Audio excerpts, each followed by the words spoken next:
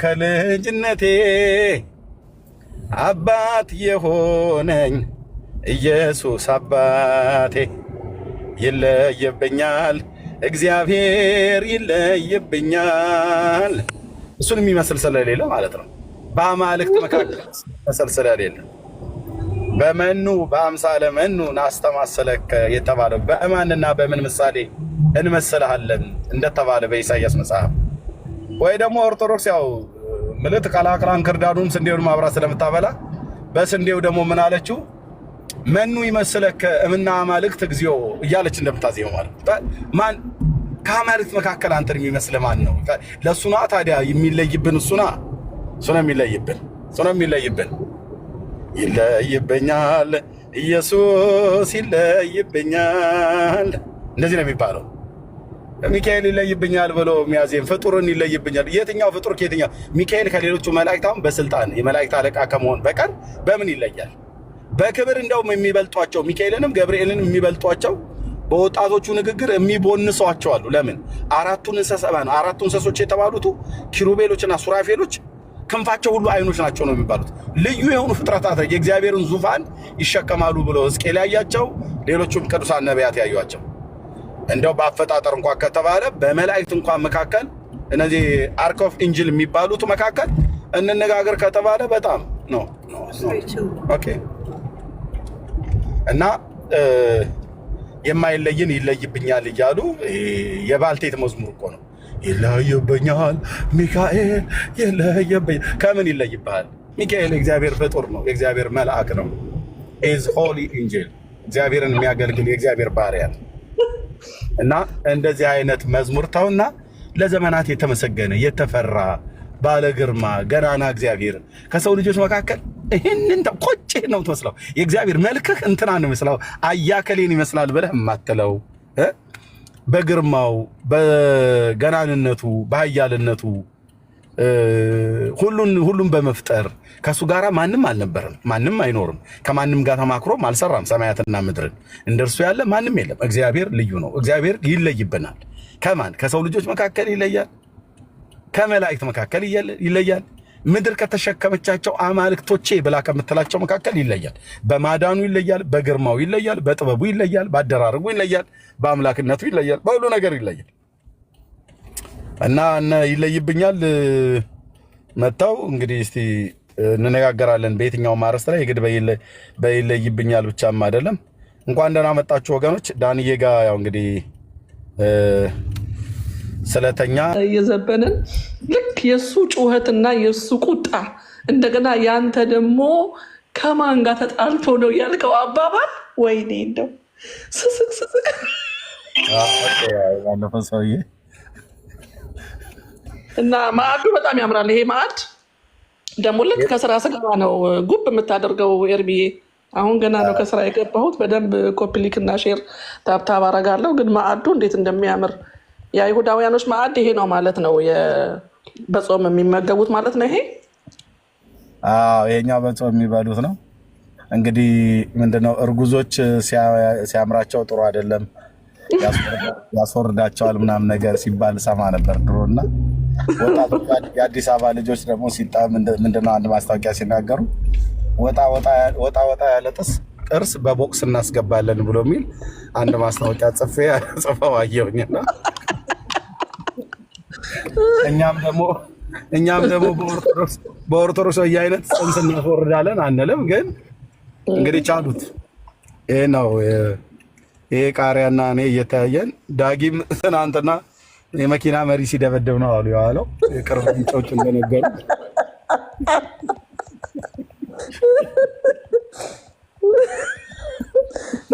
ለምን ትስቃላችሁ ደግሞ ይሉላል። ይሄ ያላሳቀ ያሳዝናል። ግን ይሄ ያላሳቀ ምን እንዲህ በጣም እኮ ነው የሚያስቀው ነገር ስራቸው ሁሉ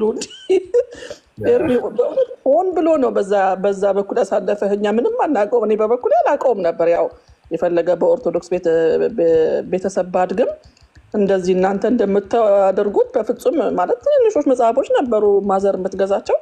ግን ያን ያክል ልብ ብዬ ማንብቤም አላውቅም። አንድ ሁለት ምናምን ካልሆነ እኔ እንጃ እሱም ትዝ አይለኝም። እኔ እንግዲህ ዳጊ መኪናውን ሲደረድም ሊዋለው እንግዲህ ድምፅ ሊያሰማ ምክንያቱም የብዙ ሰው ትዝታ ነው የቀሰቀስኩት ትናንት። ይሄ ጾም በየአይነት ሲለጠፍ የድሮ ትዝታቸው ኤርሚያስ አንተስ ብትሆን ብለህ በለኝ።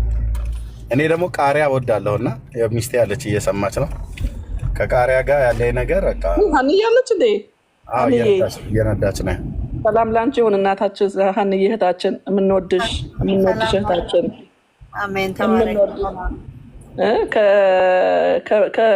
ከጎበዝ ወንድ ጀርባ ጀግና ሴት አለች ይባላል እና አንቺ አገልጋያችን ነሽ። በእውነት ፈተሽ የለቀቅሽልን እግዚአብሔር ይባርክሽ። የተባረክሽ በእውነት ውበትና ደምግባት ኃላፊ ነው። እግዚአብሔርን የምትፈራ ሴት ግን እሷ ትመሰገናለች። አንቺ ያቺ ምሳሌ ላይ ያለችው መጽሐፍ ምሳሌ ላይ ያለችው ሴት ነሽ በእውነት። እንዴት ናችሁ? እኔ ሰላም ነኝ፣ ሁሉም ሰላም ነው። ኤርሚ በጣም ከአይሁዳን ጋራ በጣም ንግግር አድርገሃል ብሎ ሰምቼ ነበር። ጊዜ አልነበረኝም ለመሳተፍ። አሁን ደግሞ ይሄንን በርዕስ ያመጣኸው በጣም ጓጉቻለሁ። ይሄን በጣም ጥያቄ ሲፈጥርብኝ የነበር ነገር ነው። የአይሁድና የኦርቶዶክስ ፋሲካ ለምን ተለያየ? ልዩነቱን ለማወቅ በጣም ጓጉቼ እየጠበቅኩ ነው። ተባረኩ። ጌታ ኢየሱስ ይባርካችሁ። አለሁ እዚሁ።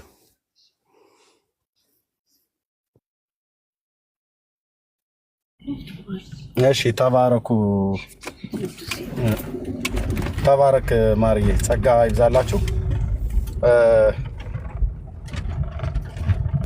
አይ ቲንክ ጥሩ ሰዓት ይመስለኛል፣ በተለይ በውጭ ሀገር ላይ ላሉ አሜሪካና ምናምን ነገር። እሺ ገስት ላይ ያላችሁ ሰዎች በሙሉ የወንጌል አማኞች ትመስሉኛላችሁ።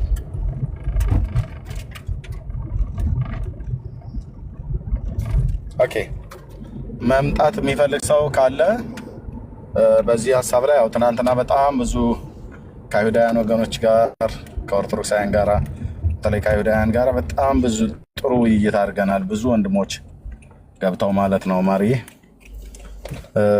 መወያየቱ እንደዚህ ተቀራርቦ መነጋገሩ ነው በጣም የሚሻለው። በዚህ አርዕስት ጉዳይ ላይ ትናንትና ባደረግነው ዛሬ መቀጠል እንችላለን። ችግር የለም። ኦኬ ሌላም ሀሳብ በዚህ ጉዳይ ላይ ከእናንተ ጋር ማውራት ፈልጋለሁ ብሎ የሚል ሰው ካለ ነገረ ክርስቶስ ላይ፣ ትምህርተ ስላሴ ላይ፣ አይሁዳውያን ከሆኑ ደግሞ በጌታ በኢየሱስ ክርስቶስ እውነተኛ መሲህነትና አምላክነት ላይ አዳኝነቱ ላይ የሚነጋገር ሰው ካለ መምጣት ይችላል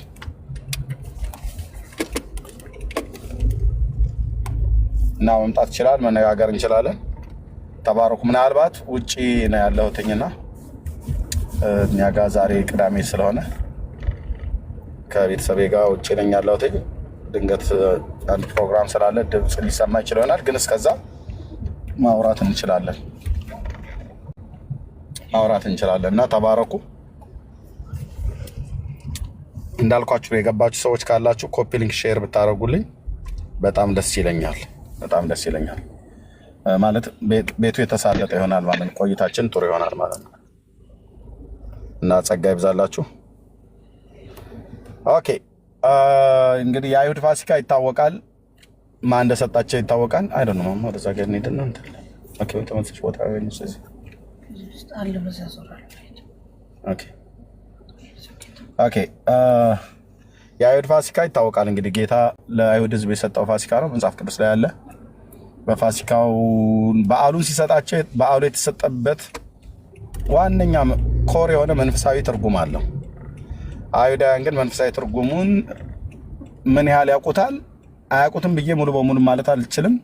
ያውቁታልን ብዬ ሙሉ በሙሉ ማለት አልችልም። ያወቁቱ ከበዓሉ ጀርባ ያለው መንፈሳዊው ትርጉም ምንድነው? ልክ መራራ ቅጠል ከእርሾ ካነካው ቂጣ ጋር መብላት ምንድነው መንፈሳዊ ትርጉሙ?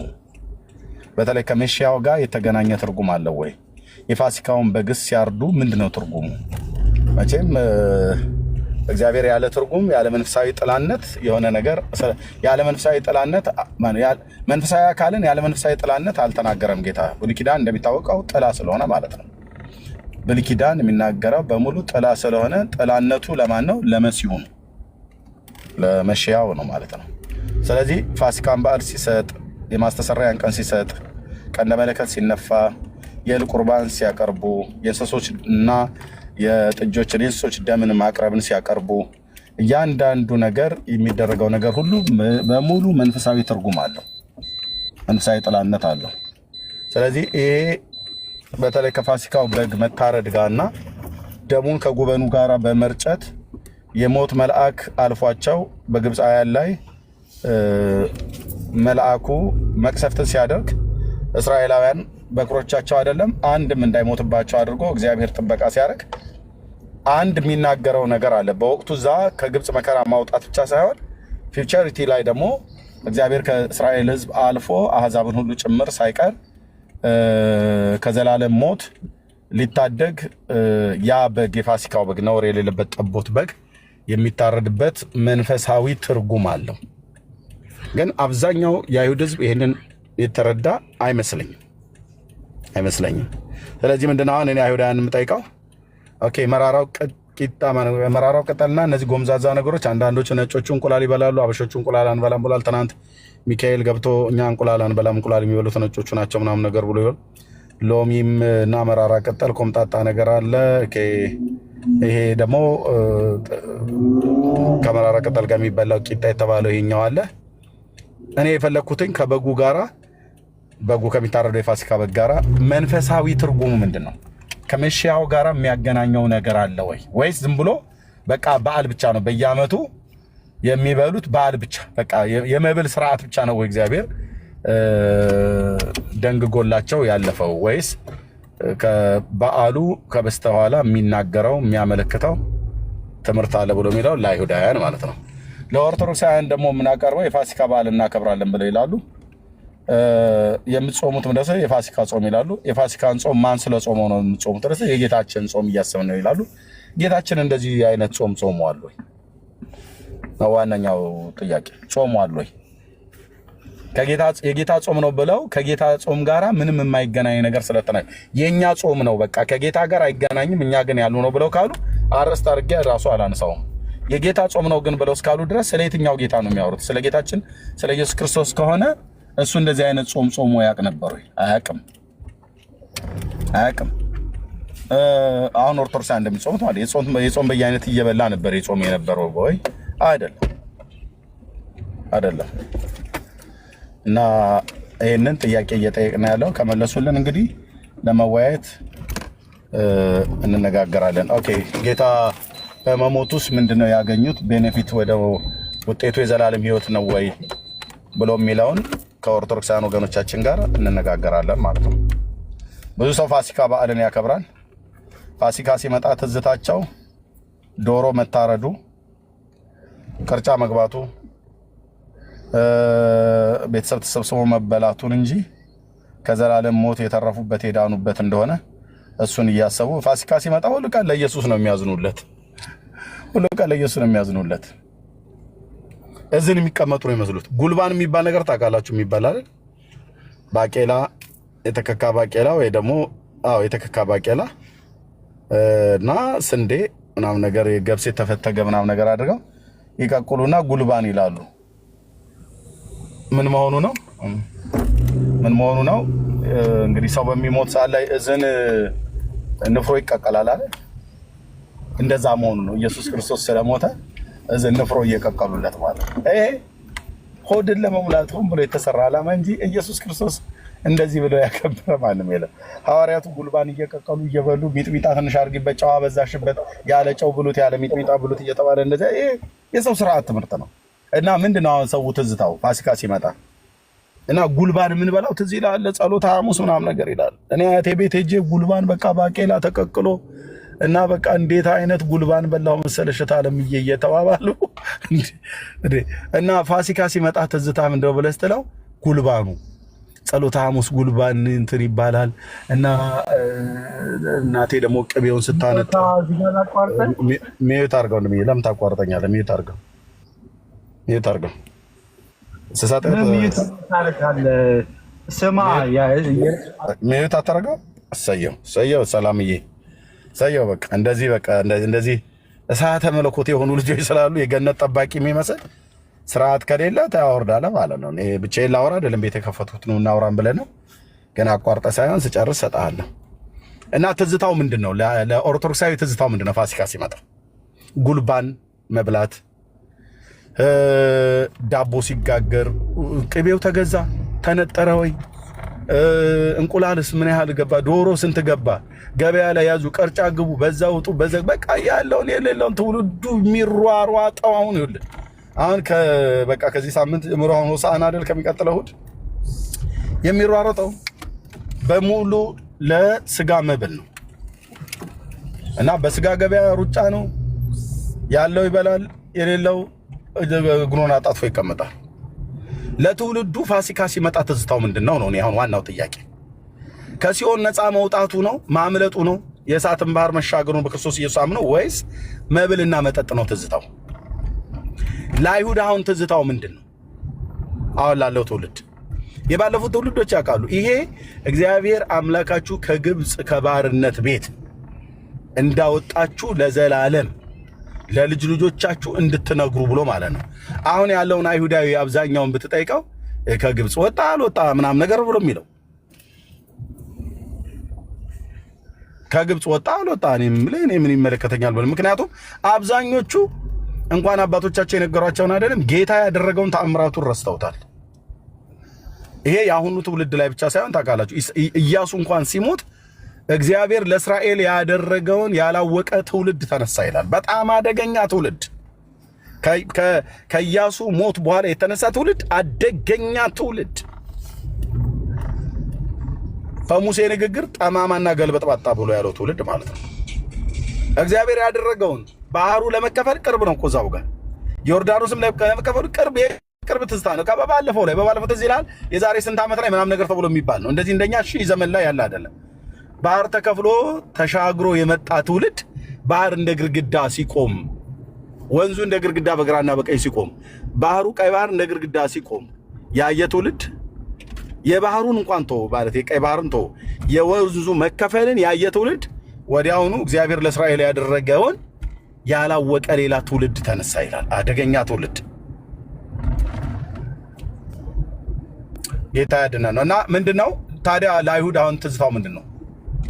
ፋሲካን ሲበላ ከግብፅ ምድር ከባርነት ቤት የወጡበትን እንዲያስቡ ከየት ከባርነት ቤት ጌታ እንዴት እንደተቤዣቸው እንዲያስቡ ነው እግዚአብሔር ይህንን በዓል የሰጣቸው። ከዛ ባለፈ ደግሞ ከፈርዖን ባርነት ብቻ ሳይሆን ከኃጢአት ባርነት ነፃ የሚወጡት ከፈርዖን ሞት ብቻ ሳይሆን ከዘላለም ሞት ነፃ የሚወጡበትን እግዚአብሔር ከመሲሁ ጋር የተገናኘ ትርጓሜ ያለው። ፋሲካ ሲመጣ ትዝታችን ዶሮና ዳቦ፣ ሌሊት ተነስቶ ዶሮ ወጥ መብላት፣ ዳቦ ተደፍቶ ቤተሰብ ተጠያይጦ ቤተሰብ ተደዋውሎ ተገናኝቶ ቅርጫ እንትን ብሎ ይሄን መብላት በቃ ለትውልዱ ትዝታ ሆኖ የቀረ ነው።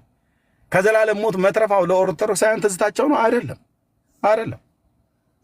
የእውነት ስንነጋገር አይደለም። ትዝታዬ ነው ማንም ብሎ አይደለም። ምንድነው ትዝታችሁ ብላችሁ ጠይቋችሁ። አሁን በዓል መጣ ምንድነው ትዝ የሚላችሁ? እስኪ እንጠይቅ አይሁዳውያን። ዛሬ እስቲ ትዝታ ምንድነው ብለን እንጠይቀው። አይሁዳውያኑንም ኦርቶዶክሳውያን ጴንጤውም ጭምር ይጠየቃል። ዛሬ ኤርሚያስ ራሱ ይጠይቃል። ምንድነው ትዝ የሚልህ? ምንድነው የቀረልን? እናቶቻችን የሚሰሩት ወጥ እኮ እሱ ትዝታ ትዝ እያላችሁ አንዳንዱ የሚያለቅሱ እኮ ጴንጤ አይጠፋም። አሁን እንኳን በጌታ ቤት ሆኖ ማለት እኔ ትዝ ይለሻል በቃ የፋሲካ በዓል ከቤተሰብ ጋር ተገናኝተን አሁን በሩቅ አገር ነው ያለሁት። ታጽናናሻለሽ እናትሽ ማለት ነው። አይዞሽ እንግዲህ እመቤቴ ልብሽን ታቅልሻለች። አይዞሽ እሷ እንግዲህ ከስረሽ ጥላ ከለላት ሆንሽ ብላ እናትሽ ብላ ስትልሽ አሜን አሜን ብትይ ማለት ነው።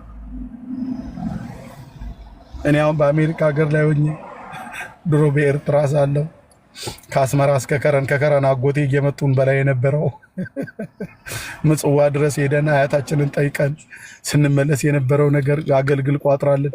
ይሄ ትዝታ ይሆናል። አሁን ወንድሞች እናቶቼ ፋሲካ ሲመጣ የትዝታ የሆነ ኤርትራዊ ከስሯን ማለት ነው። ወንድምዬ ፋሲካ ሲመጣ ፍትፍትና አገልግል ትዝ የሚለው ኢትዮጵያዊ ከስሯን ማለት ነው። ምንድነው ትዝታቸው ፋሲካ ሲመጣ? እስራኤል ትዝታው ከግብፅ ምድር ከባርነት ቤት መውጣቱ ነው። የክርስቲያን ትዝታው ምንድን ነው?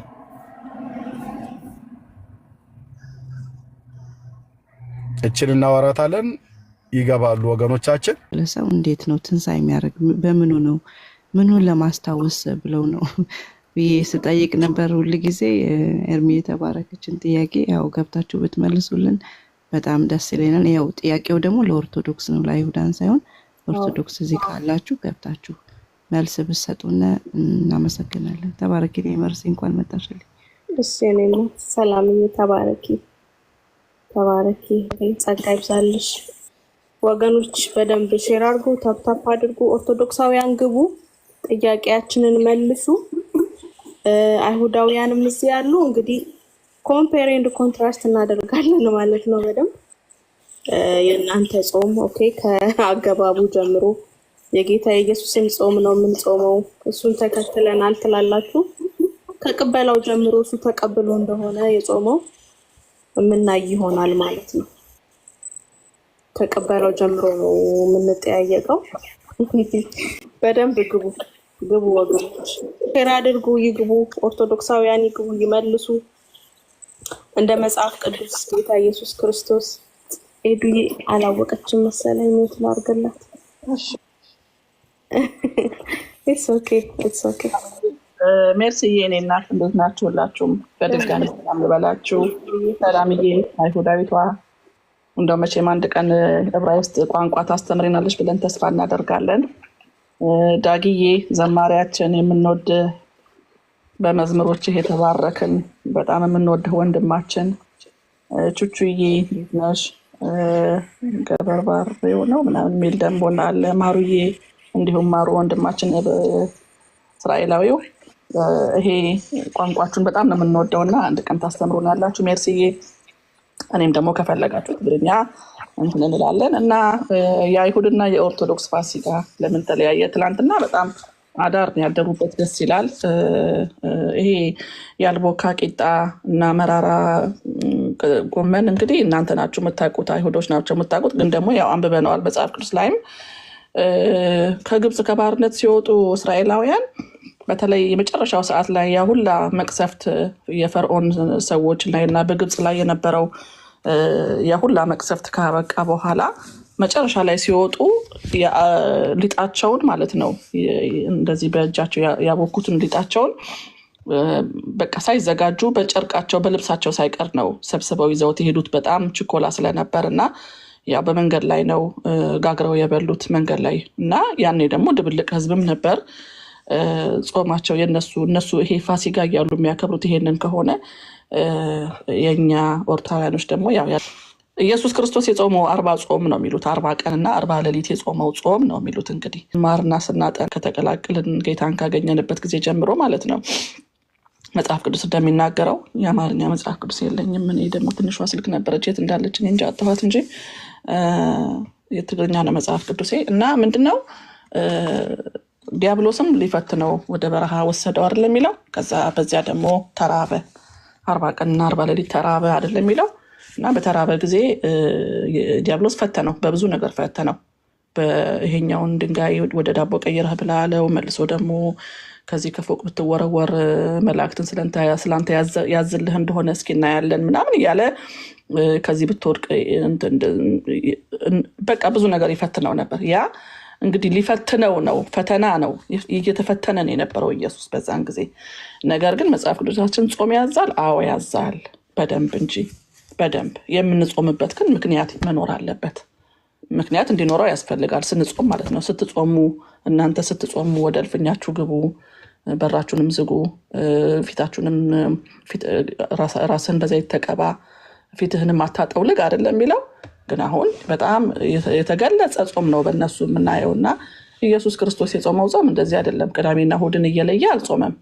ጾም ደግሞም አይደለም። ያ ተፈተነ፣ ሲፈተን የነበረውና እኛ ማንጾም ይመስላቸዋል። እኛ የማንጾም ይመስላቸዋል። በደንብ አድርገን ነው የምንጾመው። በደንብ ስንጾም ግን ከጸሎት ጋር ጾም ጸሎት አንድ ላይ 3 ቀንም ከሆነች ስለ ሀገራችን፣ ስለ ምድራችን፣ ስለ ጄኔሬሽን፣ ስለ ቤተክርስቲያን፣ ስለ ቤተሰቦቻችን ወይ ደግሞ የሆነ የታመመ ሰው ካለ ወይ የሆነ በጣም መጸለይ ያለበት ነገር ካለ ጾምና ጸሎት እንይዛለን። 3 ቀን፣ 1 ሳምንት፣ 1 ወር፣ 3 weeks 2 weeks እንይዛለን። ያ ግን መሆን ካለበት ከጸሎት ጋር ከጸሎት ጋር ይሄ በጎመንና በሽምብራ አቮካዶ ምናምን ጥልላት ለይተን ሳንበላ ጎመኖችንና ምርጥ የሆነው ኒውትሪሽን ያለበት ምግብ እየበላን አይደለም። ጾም ከጸሎት ጋር ነው የምናደርገው እኛ እና ባለፈው ራሱኛ ቸርች እንደዛ ነበረ እና በእረፍት ቀኔ ነው እኔ መሆን ካለበት ሳልበላ ስራ ቦታ ሄጄ ጾመኛ ነኝ አልልም። በእረፍት ቀኔ ግን ወይም ደግሞ ቬኬሽን ወስጄ 3 ቀንም 4 ቀንም 1 ሳምንትም ወስደን ቸርች እዛው የምናመልክበት ቸርች ሆነን ተገናኝተን ሁላችንም ሆነን ያው የሚመቸው ሰው ማለት ነው ጾምና ጸሎት እየጸለይን ከዛ በኋላ ሲመሸሽ አመስግነን እንበላለን። እንደዚህ አይደለም። ሌሎች ቀጥሎ ሀሳብ ባንሰጣቸው ጥሩ ነው። ኤዱዬ ቆንጆ፣ አንቺ በደንብ እያስተማርሽን ነው። ግን ሀሳብ ከሰጠናቸው በእኛ ሀሳብ ላይ ዲፔንድ አድርገው ስለሚገቡ አጠቃልዩና እንጠይቃቸዋለን። አሁን አንቺ የተናገርሽው ብዙ ጥያቄ መፍጠር ይችላልና ጥቅልል አድርጊው፣ ሲገቡ እንጠይቃቸው አይሻልም? እሺ መርሲዬ። አይ እንደው የማንጾም እንዳይመስላቸው በማለት ነው ያመጣሁት። አትጾሙም እናንተ ስለሚሉ ነው። አትሰግዱም የሚል ደግሞ ዛሬ ሰምቻለሁ እና እንዴት ነው ማንሰግደው? በደንብ ነው የምንሰግደው። በደንብ ተንበርክከን ያለን እና ብዙ አትጾሙም ስለሚሉ ምን ጾም ታውቃላችሁ ስለሚሉ ነው። እና መርሲዬ ሌሎችም ቀጥሉ። ቦታ መልቀቅ አለብን። ሁኝ ሰው ሲገባ ይሻላል። ሁኝ ነው። ተባረኪ። ሌሎቻችሁ ቀጥሉ። እሺ እንቀጥላለን። የሚመቸው ሰው ካለ ይቀጥላል። የእኛን ጾም ኤክስፕሌን ማድረግ አይጠበቅብንም። ኦኬ እሺ፣ ምንድነው የምናደርገው? ኦርቶዶክሳውያን ግቡ። እዚህ አይሁዳውያን ወንድሞች እህቶች አሉ። ግራና ቀኝ እያየን እናወራለን ማለት ነው። የመሲሁን ጾም ነው የምንጾመው ትላላችሁ ከቀኑ ጀምሮ። ኦኬ መሲሁ ስንት ቀን ጾመ? እናንተ ገበር ባራው ይቅርታ፣ አንድ ሚውት ላደርግክ ነው ወይ አርገው። እሺ ወንድሜ ተባረክ። ኦኬ ኢየሱስ ስንት ቀን ጾመ? እናንተ ምን ያህል ቀን ነው የምትጾሙት? ኦኬ ኤዱዬም ተናግራለች። የምትበሉት ምግብ የቱ ጋር ነው ሪስትሪክትድ ተደርጎ የተሰጣችሁ? ስለሱም ገብታችሁ ልትነግሩን ይገባል። ኦኬ ጌታ እየበላ ነው ወይ የጾመው? ጌታ እየበላ ነው ወይ የጾመው? እሱን መመለስ ይኖርባቸዋል። ሀብትሽ ገብተ መወያየት የምትፈልግ ከሆነ በስነ ስርዓት ይኸው ዛሬ ከኔ ጋር ገብተ መወያየት ትችላለህ። ግን ካንተ የማይጠበቅ ነገሮችን ከታች አትጻፍ። መግባት ትችላለህ if you want። ኦኬ ስለዚህ በብዙ ነገሮች ላይ መወያየት እንችላለን። ጌታ የጾመው ተጽፏል። አይሁድ እንዲበሉ ታዘዋል። ኦርቶዶክስ ግን የቱ ጋር ነው የተነገራችሁ? ኦኬ አይሁዳውያን ፋሲካን ይበላሉ፣ እናንተ ግን ፋሲካን ትጾማላችሁ። አይሁዳውያን ፋሲካን ይበላሉ፣ እናንተ ፋሲካን ትጾማላችሁ። ኦኬ አይሁዳውያን እንዲበሉ ተጽፎላቸዋል። ኦኬ እንዲበሉ ተጽፎላቸዋል። ጌታ ደግሞ የጾመውም ተጽፏል። ለእናንተ የቱ ጋር ነው የተጻፈላችሁ? ኦኬ አይሁዳውያን 7 ቀን ብቻ ይበላሉ አይ ቲንክ ከዛሬ ጀምሮ። እናንተ ደግሞ ከጌታም ጋር ቁጥሩ አይገናኝም፣ ከአይሁዳውያንም ጋር ቁጥሩ እንደው መሃል ሰፈፍ ሆናችኋል። ኦኬ ጥምቀት እሱ እንግዲህ ጌታ ኢየሱስ ክርስቶስ በዮርዳኖስ ከአጥማቂው ከዮሐንስ እጅ ከተጠመቀ በኋላ ነው ቀጥታ በመንፈስ ተረድቶ የሄደው። ኦኬ ቀጥታ ወደ ጾሙ። እናንተ ጥምቀትን ባከበራችሁ በወሩ ነው ጾሙን የምትጀምሩት። እሱም ያጠያይቃል፣ በጣም ያጠያይቃል። ኦኬ ከጾመ በኋላ እሱ ተፈትኗል።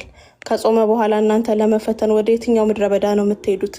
የጌታን ነው የምንጾመው ካላችሁ እያንዳንዱን ግራና ቀኝ እናስተያያለን ማለት ነው። ኦርቶዶክሳውያን ግቡ፣ መልስ ስጡ። 2 ትእዛዛቶችን እንደ ምሳሌ ማንሳት እንችላለን። የተጻፈ እኛ የምንቀበለው ከእግዚአብሔር ቃል አንጨምርም፣ ከእግዚአብሔር ቃል አንቀንስም።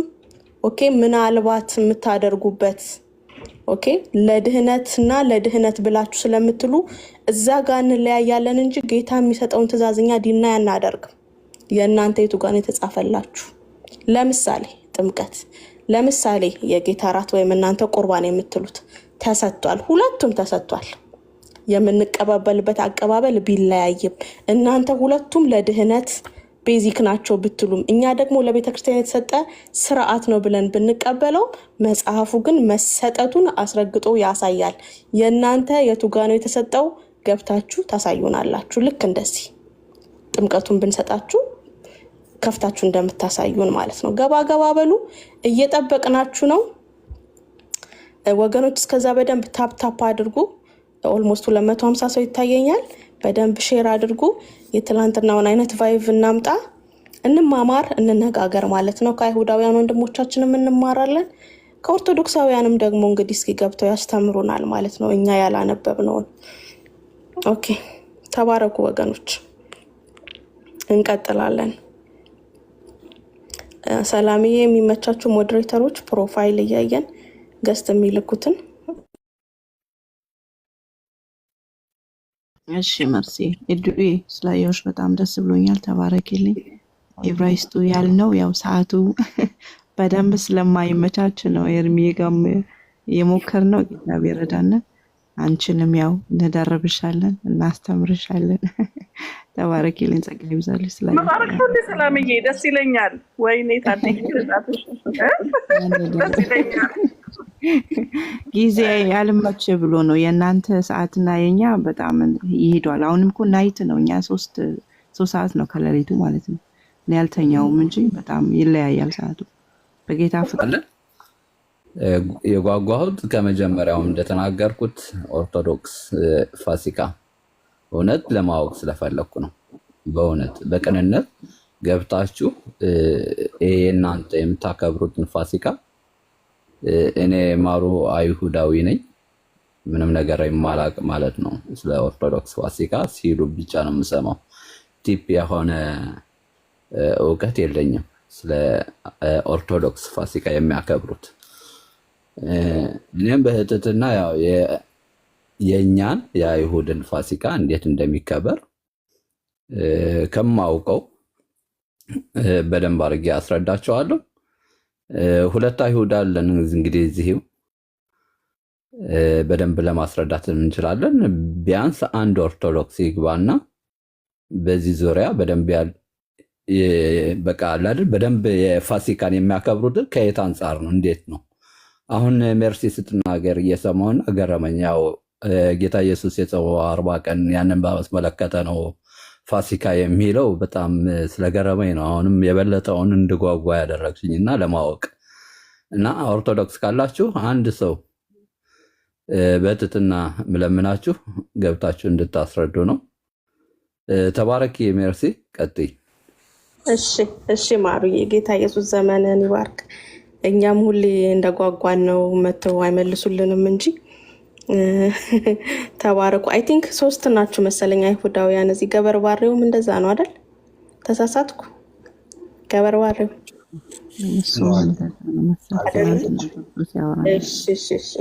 እሺ መስሎኝ ነው። እሺ ተባረኩ።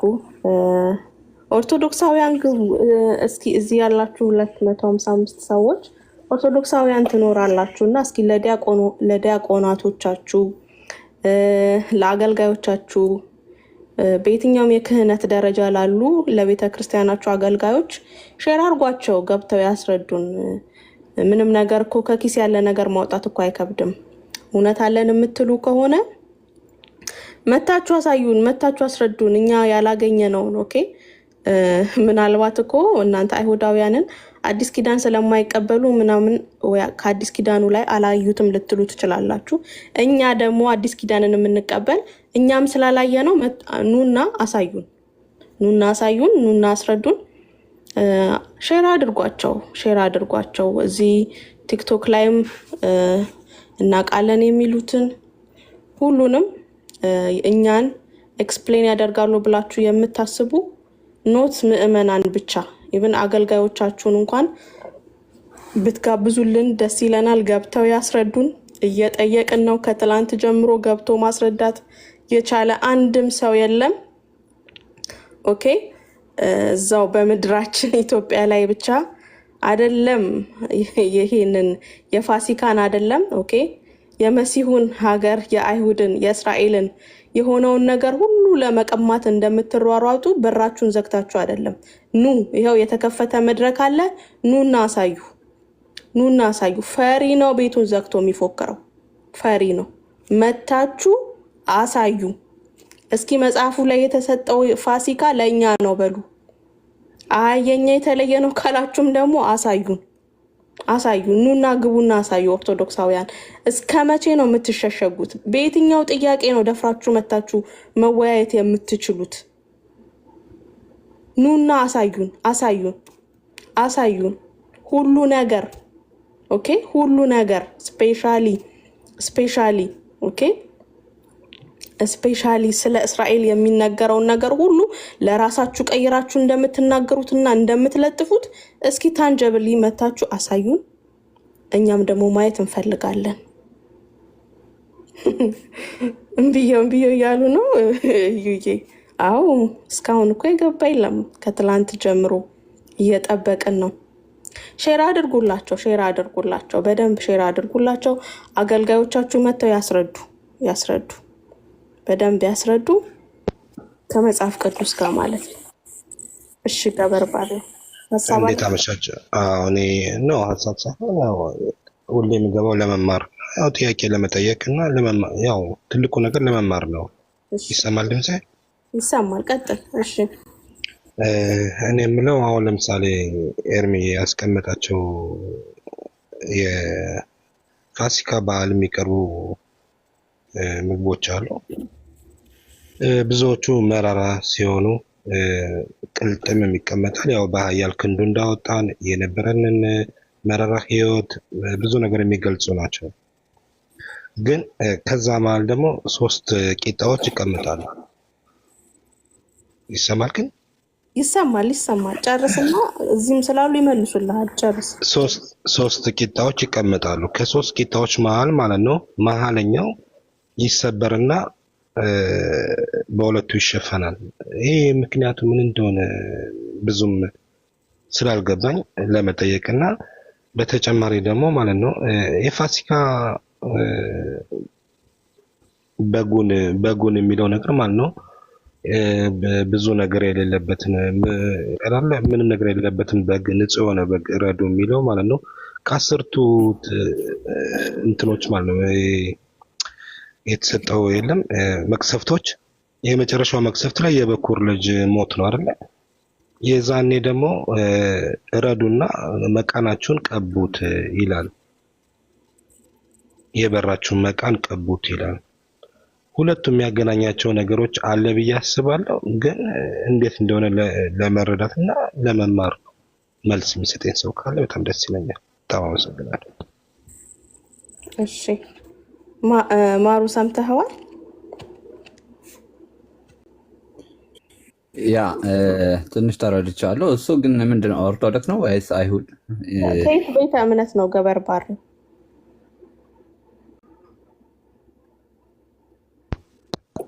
ኖ እኔ የአይሁድ ሃይማኖት ነው የማምነው። ቤተ እምነት አይደለሁም። ሰላምዬም መጀመሪያ ተሳስታለች። ጥያቄ ስጠይቅ ማለት ነው እናምንበታለን አላምንበታለን ብዬ ነው የተናገርኩ እንጂ የይሁዳ ሃይማኖት ነው። የኦሪቱን መጽሐፍ ብቻ የምትቀበለው አይደል? ወይስ አይሁድ ነው? እኔ ስለ አይሁድ ነው ወክለ ትናንት ስታወራ የሰማው። ለዛ ነው አይሁድ ነው። አይሁድ ነኝ እኮ አሁን ሰው እኮ ኦኬ። አይ አማኝ ነው ስትለኝ እኔ እንጃ ነገር አለ። ኖ አንቺ አይደለም ሰላምዬ፣ መርሲ አማኝ ነው ስትል እንደዛ ነገር ሰማው ልበል? አይ እንደውም አልሰማኸኝም። 3ኛ አይሁዳዊ ያለ ነበር ያልኩት። ስለ የዛኔ ሰላም አይ እሱ እንደዚህ ነው ስትል ብቻ ነው። ችግር የለም። እሺ የኦሪቱን መጽሐፍ ብቻ ነው የምትቀበለው ወይስ ሌሎቹንም ትቀበላለህ? የነቢያቶችን እና የመዝሙራትን? እኔ ሙሉ እቀበላለሁ። ኦኬ እሺ። አይ ነው ኦኬ። የኦሪቱን ብቻ ከሆነ ብዬ ነው። ማሩ ጥያቄውን ካገኘኸው እስኪ አውራው። ያ ኦኬ ጥያቄው ገብቶኛል ብዬ አምናለሁ። ስሙ ትንሽ ይከብዳል ለማንበብ ወንድማችን እዚህ ያለው አይሁድ እንደውም እና በጠቅላላው በፋሲካ የሚበሉትን ከዛ ከመድረሰ በፊት ግን አንድ ነገር ልነግርህ የምወደው እሱ ምንድን ነው ከግብፅ አገር በ400 ከምናምን ዓመት እስራኤል በባርነት የነበረች የእግዚአብሔር የመረጣት ህዝቦች ነበሩ። ዋና ፎከስ የሚደረገው እዛ ጋር ነው። በባርነት የሚለው በሰው ግዛት የነበሩት እና እነዚህ አሁን ከሰሃኑ የምታየው እያንዳንዷ ነገር 6 ነገሮች አሉ። እያንዳንዷ ነገር ያንን ሁሉ የሚያመለክት አለ። እያንዳንዷ ነገር የሚያመለክት ተግባር የሚደረገው ዛሬ፣ ነገ፣ አሁን ነገ ማታ አካባቢ ሌላ ሴዴር የምንለው የምናከብረው ፋሲካውን ታውቀዋለህ። ይህንን በሚያመለክት ነው ከባርነት ወደ ነፃነት። አሁን ሀግ ፔሳህ እንላለን። ማለትም የፋሲካ በዓል ፋሲካ ሲባል በዕብራይስጥ የማውቀው ፔሳህ ነው የሚለው። ፔሳህ የሚለው ደግሞ ሌላ ትርጓሜ ያለው። ፔሳሁ ደግሞ ምንድን ነው? ሀጋ ሄሩት ይላል በዕብራይስጥ ሀጋ ሄሩት። ያ ምንድን ነው? የነፃነት ቀን እንደማለት ማለት ነው። ከየት ነው ነፃ የወጣ? ይህ ህዝብ ከባርነት ነፃ የወጣበት ጊዜ ነው። እንዴት አድርጎ እንዳወጣው እያንዳንዷ ነገር እዛ የተጻፈችው። አሁን እዚህ ጋር ዝሮዋ የሚባል አለ። ዝሮዋ ከሳህኑ የዶሮ ክንፍ አይነት ነው። ተጠብሳ የምትቀመጠው ነገር አለች። እሱም የሚያመለክተው ምንድን ነው? እዛ ጋር እግዚአብሔር ከዚህ ባርነት እስራኤልን እንዴት አድርጎ እንዴት ነው የሚባል በአማርኛ በዝሮዋ ሐዛካ ማለት በጠንካራ እጅ ያወጣቸው ማለት በኃይል እግዚአብሔር ከዚህ ባርነት እንዴት እንዳወጣቸው ያንን እንድናስብ ትእዛዝ ተቀብለናል። ያው ከዘጸአት ላይ የምናየው ነው አብዛኛውን ጊዜ። በኋላ እንደርስበታለን በደንብ ከውስጥ ገብተን ስናነበው ማለት ነው። እና እያንዳንዱ ነገር አሁን ከአንተ ቀጥታ የሄድከው የት ላይ ነው? የመጀመሪያው ማኮት ነው። የመጀመሪያው ቅጣት ነው የሚባል በአማርኛ ቅጣት የበኩር ልጅ የሚሞተው የመጨረሻውን ማለት ነው። ያንንን በተመለከተ የምናገናኘው የምትለውም ማለት ነው። ሁሉም ነገር ያገናኘዋል። ሁሉም ነገር የተገናኘ ነው ከፋሲካ። ማለትም ጠቅለል አድርገህ ማሰብ ያለብህ የእግዚአብሔር ክንድ በኃይል ይህን ህዝብ ከባርነት ወደ ነፃነት እንዴት እንዳወጣው እዛ ጋ ነው ፎከስ የሚደረገው። ይሄ ለማሳሰቢያ ተብሎ ይህንን ሁል ጊዜ እንድናከብረው እግዚአብሔር አዟል። ቅድም ሜርሲ እየነገረችህ ነበርና ስለ ነቢያቶችንም ወይስ የትኛውን ክፍል ነው የምትቀበለው ስትል ሁሉንም እቀበላለሁ በማለት በጣም ደስ ይለኛል። በነቢያቶች በጣም ተናግሯል እግዚአብሔር። እንግዲህ አይሁድ ቤተ እስራኤል ወይም እስራኤሎች ለ400 ምናምን ዓመት ተገዝተው ነበር በባርነት ማለት ነው፣ በግብፅ ሀገር ሁላችን እንደምናውቀው። ያ እንግዲህ በባርነት እግዚአብሔር ሲያስለቅቃቸው 430 ሲያስለቅቃቸው እዛ ባርነት እንደዛ አድርጎ አስወጣ። እዛ በኋላ አሁን የሆነው አንድ ነጥብ አለ። በተለይ ኢሳያስን ስታነበው ትንቢተ ኢሳያስ ታውቀዋለህ ብዬ አምናለሁ።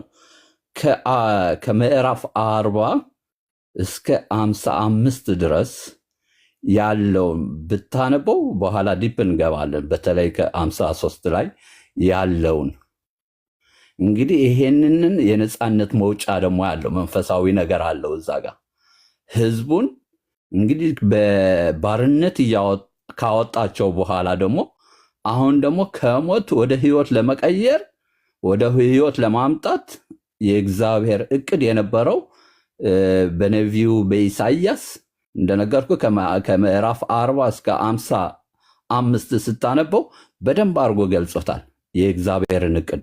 ይሄን ህዝብ እንዴት አድርጎ ከባርነት ማለትም ከኃጢአት እንዴት አድርጎ እንደሚያወጣው የሚያሳይበት ክፍል አለ እዛ ጋር በጣም በትንቢት የተናገረ። አሁን እኛ እዚህ የምታየነ በክርስቶስ ያምን የዳነነን ከባርነት የወጣንን ነው።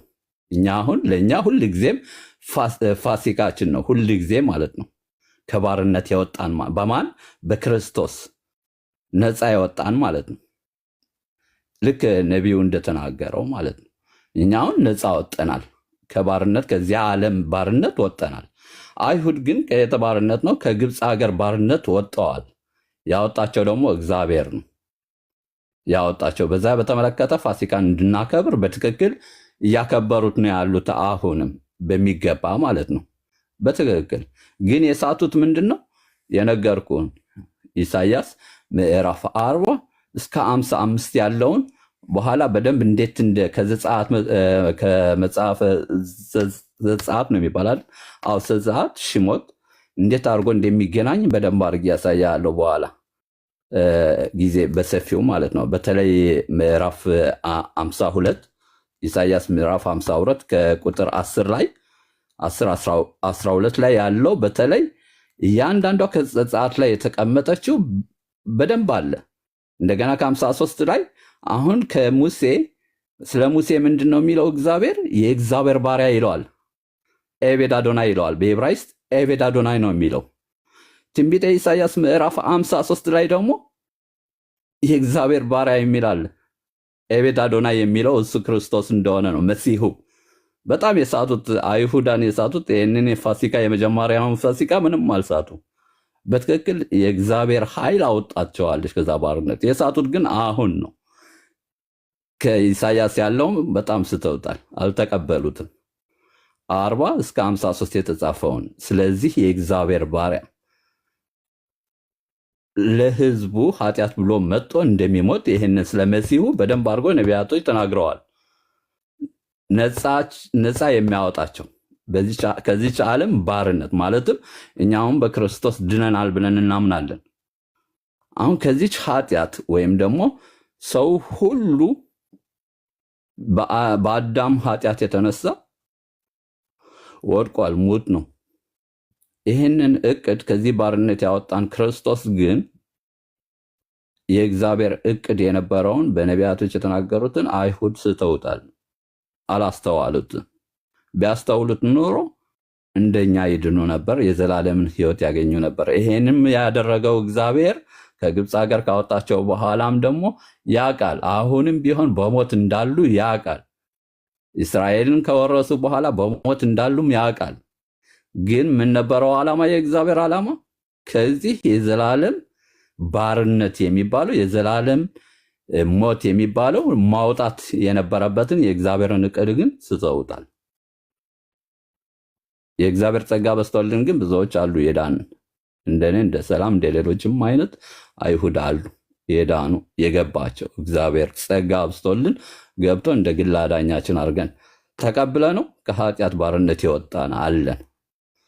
እና እንደዛ ነው የምለው ባጭሩ። በኋላም ኤርሚም ሲመቸው በደንብ አድርጎ ያስረዳናል። እዚህ ጋር ስለ ፋሲካ ግን አይሁድ በደንብ አድርጎ ነው የሚጠብቀው የተሰጠውን ማለት ነው። ይህንን 7 ቀን ልክ በዘጸአት ላይ እንደተጻፈው በደንብ አድርጎ ፋሲካን እየጠበቁ ነው ያሉት። የኦርቶዶክስን ግን ስላልገባኝ ከነሱ ለመረዳትና ለማወቅ በጣም እፈልጋለሁ፣ ፍላጎትም አለ። ከክርስቶስ ጋር የሚያያይዙት ያው ከጾሙ ጋር ከሆነ እንግዲህ አየዋለሁ እና ተባረኩ። ሁሉም ግን በሰፊው ልናገረው የምፈልገው አንድ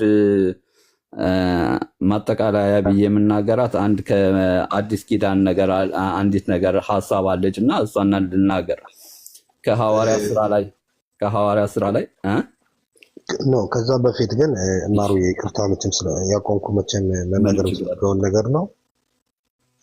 መልስ የጠየኩትን ጥያቄና መልስ አልተቀበልኩም። ኦኬ ትክክለኛውን ጥያቄህን ንገረኝ አጭር አድርገህ ማለት እኔ ልመልስለት ኢብራሂም ትችላለህ? ኖ በአማርኛ ለማውራት ነው። እሺ ከ3 ለምንድን ነው የሚቆረስ ብሎ ነበር አይደለ? ጥያቄን ከገባኝ ማለት ነው። ምኑ ነው ከ3 የሚቆረስ? ሁለት ጥያቄ ነው የጠየቅኩት። ለምሳሌ ማለት ነው አሁን ከምናያቸው ግብአቶች ተጨማሪ ማለት ነው 3 ቂጣዎች ይቀርባሉ አይደል? ተሸፍነው አፊቆማን ስለ አፊቆማን ነው የምታወራው? ኖ እዛው ላይ ኦኬ 3 ቂጣው ተሸፍነው ይቀርባሉ አይደል? ቡራኬ ምናምን ታርግባቸው። አው 3 ኦኬ። እኔ ልመልስልህ። ዘአላኻ የመጽሐፍ ቅዱስ እኮ የተጻፈ አይደለም እኮ ራባኒሞች ያረጉት አላኻ ነው። ማለትም ከ3 የሚቆረሰው አንደኛው ለአፍሪኮማን ነው። ሁለተኛው ደግሞ በግብጽ ያሉ ያው ማንኛውም ገንዘብ እንዳልነበረው ሀብት እንዳልነበረው ያንን ማስታወሻ ነው። ገባ? ይሰብሩታልኝ። አንዱ ትልቁን የሚባል ትልቁን ለአፍሪኮማን ያስቀምጡታል። ሁለቱን ደግሞ ከታች አድርገው በየምጻ የሚባል ያንን አድርገው ለትንሳኤ ነው። በዛ ሰዓት ማንም ገንዘብ አልነበረውም። የኦኒ ነው ያንን ማስታወሻ። ያንንም የተጻፈው አላኻ ነው እንጂ ዘሎም ይቶኽ አቶራ ገባ? የመጽሐፍ ቅዱስ እንትን አይደለም። አላኻ ተብሎ ነው የተጻፈ። ጥቅሱን ከፈለክ ደግሞ እነግርሃለሁ። ቆይ ራምባም ምን ብሎ እኮ የሚፈልጉበት እና የሚሮጡት እሺ፣ የሚሮጡበት ተረድቻለሁ። የሚፈልጉበት መንገድ ግን ምንም ግንኙነት የለውም ብለሽ ታስባለሽ? ማለት አሁን የተደበቀ ነገር መፈለግ እኮ ቢገዛን የመረተ ከዛ አላኻ ዘሎሜ ቶራ ከመጽሐፍ ቅዱስ አይደለም። የነሱ የራባኒሙ ያመጡት እንትን ነው። ስለዚህ ከየሽዋ ጋር የሚያገናኝ ነገር የለም። ክርስቶስ ጋር ግንኙነት የለውም። ኤንከሽር ኦኬ። ሁለተኛ ጥያቄ ማለት ነው። በፋሲካ ለምሳሌ እረዱ ይላል፣ ግን 10ኛው መቅሰፍት ደግሞ አርዳችሁ ማለት ነው ቀቡት ይላል። ሁለቱም ያገናኛቸው ነገር አለ። እንደገማው ጥያቄውን አሁን በጉ የሚታረደው በግ ማለት ፋሲካ ማለት አርዳችሁ ብሉ ይላል አይደል? ኦኬ። ይሄንም ከክርስቶስ ጋር ግንኙነት አለው ብለህ መጠየቁ ነው? ነው ግንኙነት ካለው ጋው እንደዛም ጥያቄ ግንኙነት ካለው ለምሳሌ አርዳችሁ ብሉ ካለ ማለት ከወጣን በኋላ ማለት ከግብጽ ከወጣን በኋላ ግብጽ እያለን ለምሳሌ ደግሞ 10ኛው መቅሰፍ ሲወርድ ማለት ነው ጠቦት አርዳችሁ መቃናቸውን ቀቡ። መካተብ ፎሪም ነው አይደል? አዎ መቃናቸው መቃን ነው የሚባል ይቅርታ ምችል እንደማለት ነው። ከተሰሰትኩ ነው የቤታችሁን ትራችሁ ቀቡት ይላል። አዎ መካተብ ፎሪም እንዳይ የዛን ጊዜ ምንድነው የመጀመሪያ ልጅ ይሞታል። እንትኑ 10ኛው ማለት ነው። ያንን ምንድነው በጉን አርዳችሁ የበጉን ደም ምንድነው ያለ ከቤታችሁ ላይ የአይሁድ ላይ የሆናችሁ ከቤታችሁ ላይ ቀቡት ይላል። መቃናችሁ ላይ ቀቡት። ያ ሲማን ማለት የእግዚአብሔር ቁጣ በዛ ላይ ሲያርፍ ያንን ደም አይቶ ያልፈዋል ማለት ነው። የዛን ጊዜ ሁለቱም የሚያገናኛቸው ነገር አለ።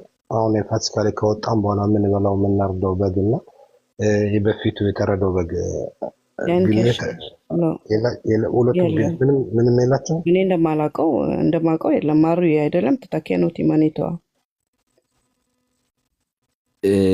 ያ ሎ ማዘኬሸር ገና ግብጽ ገና ሳይወጡ የታረደው በግ ወይም ስለ ደም ነው ፎከስ የተደረገው። ደሙ ነው። ደሙ ያው የሞት ምንድነው የሚባል በአማርኛ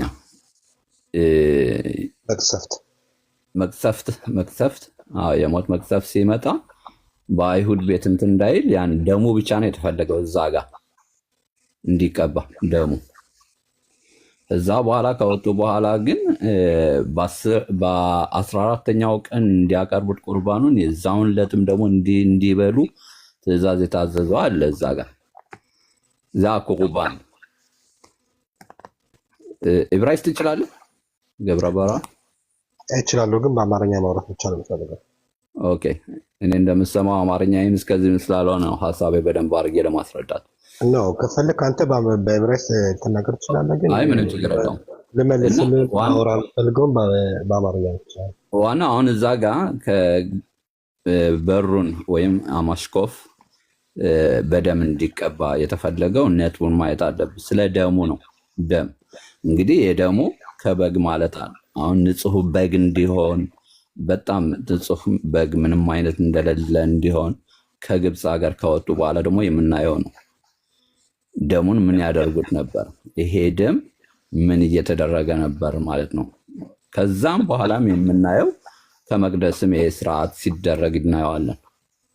ያ ደም ደግሞ ከቅዱሳ ቅዱሳን ውስጥ ተገብቶ የሚረጭ ወይም ደግሞ ከድንኳኑ የሚባል በአማርኛ የሚረጭ የህዝቡን ኃጢአት እንዳለ መቅሰፍ እንዳይመጣ ያንን ስርዓት ቀጥለውታል። ከዛ በኋላ መቅሰፍ በቤታቸው እንዳይመጣ ከኃጢአታቸው የተነሳ መቅሰፍ በቤታቸው እንዳይመጣ በበግ ንጹህ በግ እየታረደ ቁርባን ያነ ደም ደግሞ ይረጭ ነበር።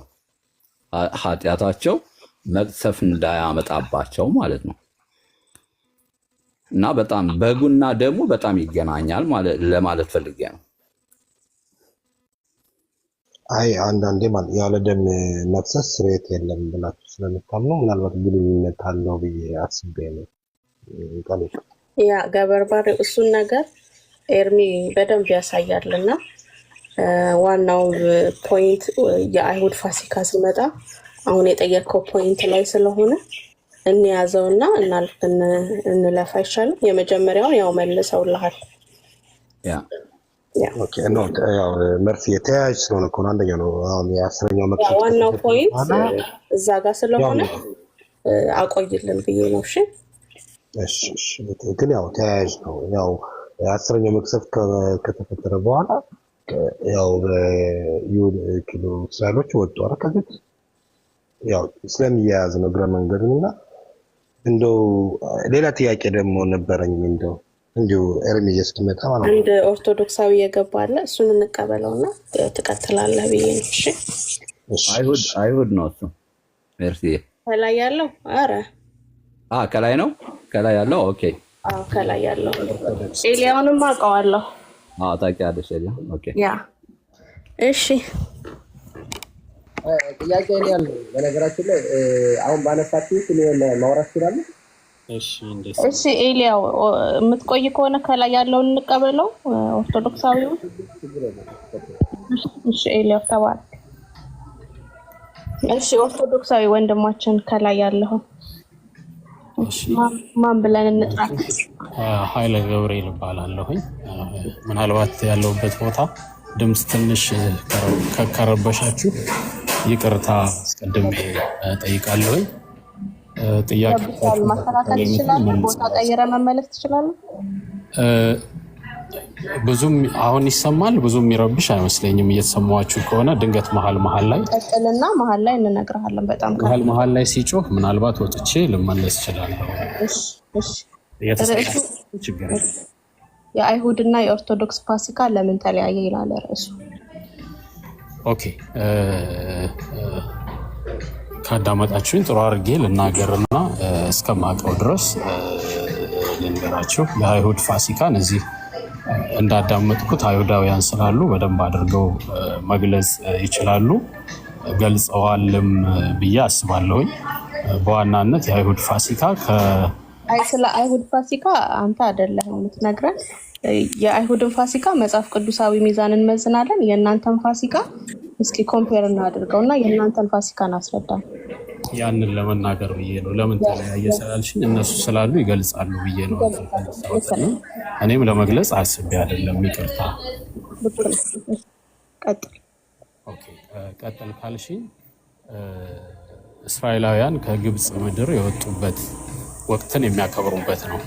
አዘሴም ታይም ኦርቶዶክሳውያን ትንሣኤ ወይም ደግሞ ፋሲካ ብለን እናከብራለን። ፋሲካ ያልነው ስሙን ነው ከዛ የወሰድነው ከአይሁዳውያን።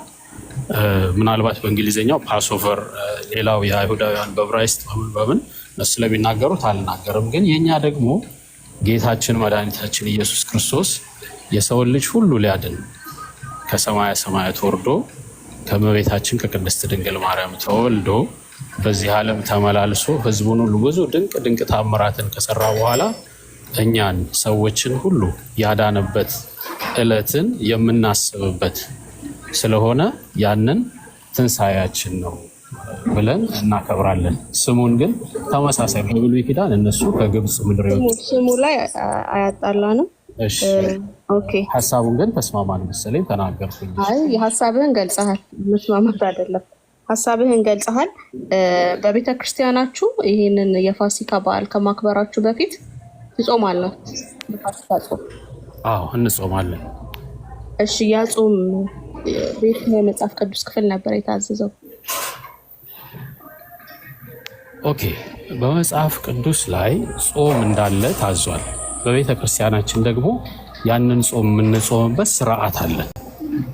ይሄ ስርዓት ነው። ስርዓት ሁሉም ቦታ ላይ ስለሚደነገግ በየጊዜው ቤተክርስቲያናችን ስርዓት አውጥታለች። ጾምን ግን ጌታችን መድኃኒታችን ኢየሱስ ክርስቶስ ራሱ እንድንጾም አዞናል። ስትጾሙም እያለ በማቴዎስ 4 ይመስለኛል ተናገረ። ይሄኛውን ጾም ነው ያዘዛችሁ? ስለዚህ ኔትወርክ አንድ ባር ብቻ ነው። እሺ እስከምጨርስ ነው አርጪ። አይ ማለፍ ስለሌለብን ነው። ኦኬ እስከ ተሰማው ድረስ ሊቀጥል ግን አታቋርጪ ለማለት ፈልጌ። አይ ማቋረጥ ያለብኝ ቦታ አቋርጣለሁ። ሜቢ ተወያይተን የማታውቅ ከሆነ እንደዛ ነው የምንወያየው። መጠየቅ ያለብን ቦታ አቁመን ነው። ችግር የለም። እሺ ስለዚህ ወቅቱ ላይ ቆመን ነው የምንጠይቀውና ግቡ ባካችሁ መልስ ስጡ። ኤልያ እሺ እኔ የኛን ፋሲካ ዝለ 6 ነገሮች አሉ። 6 ነገሮችን መናገር ይችላል ነው? እሺ እስከሚገቡ ተናገር ኤልያ። ኦኬ እንግዲህ ቅድም ማሩ የተናገረው ነገር አለ። በመጽሐፍ በቶራ የተጻፈልን ማጻ ተብሎ የተጻፈው አለ። ቂጣ ነው የተባለው። ማሮር የተባለው ይሄ አረንጓዴ ሆኖ የሚታየው መራራ ቅጠል አለ። ዝሩዓ የሚባል አለ፣ አይታየኝም። ክንድ የሚለው ቃል የእግዚአብሔር ክንድ ዝሩዓ ወይም ቁርባኑ። ሌሎቹ ግን የሊቃውንት ሕጎች አሉ። ለምሳሌ 3 ቂጣ ይቀርባል በፋሲካ። 3 ቂጣው እንዴት ነው ሲባል ኮሄን፣ ሌዊና እስራኤል፣ የእስራኤል ሕዝብ ሌዋውያን አሉ፣ ካህናት አሉ ብለው ያስቀምጣሉ። እንቁላል እዚህ ላይ ይታየኛል። እንቁላል የእስራኤልን ሕዝብ ይወክላል። ፈተና ሲደርስበት እየጠነከረ ነው የሚሄድ። እንቁላል ሲቀቀል እየጠነከረ ይሄዳል ብለው የእስራኤል ሊቃውንቶች ነው ያስቀመጡት። ሃሮሴክ የሚባለው ነው መሰለኝ፣ ቀዩ እንደዛ ይታየኛል። እሱ ደግሞ አባቶቻችን ያቦኩትን ሲሚንቶ ወይም የመረጉትን ለማስታወስ ነው። ይሄኛው ምን እንደሆነ አላውቅም። እነ 6 ነገሮች ይታዩናል። ግን ይሄ በቶራው ላይ ያሉ 2 ነገሮች ናቸው። መራራ ቅጠልና ቂጣ ብሉ ነው የሚለው። ስለዚህ 2ቱ በቶራ የተጻፈ ነው። እነዚህ እና ቅንትኑ ደግሞ ዝሩዓ የሚለውንም እዛውን ያወጡት፣ ግን 2ቱ በቶራ የተጻፉ ናቸው። ጥያቄ ያለው ሰው ካለ መጠየቅ ይችላል። ኤልያው ዝሩዓ אתה לא רואה בצלחת? היא דווקא בנפרד, הזרוע שזה הכנף. ዝሩዓ የሚለው ማለት ነው ሌላ ነው። זה עוף, ማሩ እውነቱን ነው። ዝሩዓ זה עוף ሸማች። አዎ የቻለ ቅልጥም ያደርጋል፣ ያልቻለ ደግሞ የዶሮ ያደርጋል፣ ያልቻለ ደግሞ ስጋ። እሱን የሚመስል ነገር አድርገህ ተሰብሮ መቅረብ አይችልም ነው። መስበር አይቻልም። ዝሩዓ ሲቀርብ ቅልጥሙ ለማስታወስ ነው። አይበላም ሲጀመር፣ ያን መበላትም አይችልም፣ ግን አይሰበርም። ይሄ የሚቀርበው ዝሩዓ ወይም ቅልጥም የሚባለው ለማስታወስ ነው የሚቀርበው እኮ። እንቁላሉም እኮ አይበላም አይደል? መራራው ቅጠል ይበላል። አፈኮማን የሚባለው ይበላል። እንቁላሉም አይበላም አይደል? እንቁላሉም አይበላም ነው፣ ለምልክት ነው እንጂ መብላት ይቻላል። ግን ዝሩዓ የሚባለው ቅልጥሙ መስበር አይቻልም፣ መብላት አይቻልም። ምን ያውቃለሁ? חוץ מהזרוע אתה יכול מהכל לטעום. את המרור אתה יכול לטעום בחרוסת. את המרור אתה טובל בחרוסת, החרוסת יותר מהירה גם. אז אתה יכול לטבול ולטעום. אוקיי. אם אתה קורא את 6 הדברים כתוב בשמות ו'. כן, כן, כתוב. 6 הדברים האלה הם כתובים. በአማርኛ ህዝቡ እኮ የሚሰማ አማርኛ ነው። ተባረኩ። ኦኬ ይቅርታ ተጽፈዋል። ለማንኛውም እሺ ቀጥሉ ማሩ።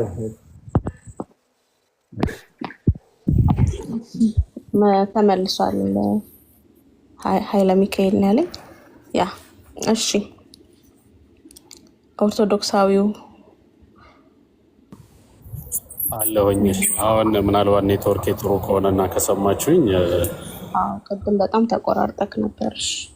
ኦኬ እሺ እንመለስ ወደ ሀሳባችን። የምታሳየኝ የፋሲካን በዓል ነው እንዳልከኝ ስርዓት ነው ብለኸኛል። ያ ማለት እኔ የጠየቅኩ ከመጽሐፍ ቅዱስ እንድታሳየኝ ነበር፣ ግን ቤተክርስቲያኗ የሰራችው ስርዓት ነው፣ ከባይብል ሪፈረንስ ልሰጥሽ አልችልም እያልከኝ ነው። ጥሩ ይኸውልሽ፣ ስለ ፋሲካ በዓል እያወራሽልኝ ከሆነ በዓልን እና ጾምን ለይተን እንናቀድም። ስለ ጾም ነበር ያልሽኝ። ስለ በዓል ስለ ፋሲካ በዓል ከሆነ አላልኩኝ እንዴ? አሁን የፋሲካ በዓልን እያልሽኝ እኮ ነው። በዓል ካልኩኝ ተሳስቼ ነው። እንግዲህ ስለ ጾሙ ነው የምናወራው። ጾማችሁ ነው የምታከብሩት፣ እሱማ የታወቀ ነው። ስለዚህ ስለምን ነው የምናወራው? በዓል ካልኩኝ ተሳስቼ ነው። ጥሩ ኦኬ። ስለ ጾሙ እንግዲህ ቅድም እንደነገርኩሽ የጌታችንን ጾም 40 ቀን፣ ምክንያቱም ስርዓት ነው። ስርዓቱ ምንድነው? የጌታን ጾም በማሰብ ብዙ አጽዋማት አሉን። ከዛ መካከል አንዱ እና ዋነኛው ትልቁ የአብይ ጾም የምንጾመው ጾም ነው። በተለምዶ የፋሲካ ጾምም ይባላል፣ ግን በዓሉ ነው በብዛት የፋሲካ ወይ የትንሣኤ በዓል እየተባለ የሚጠራው።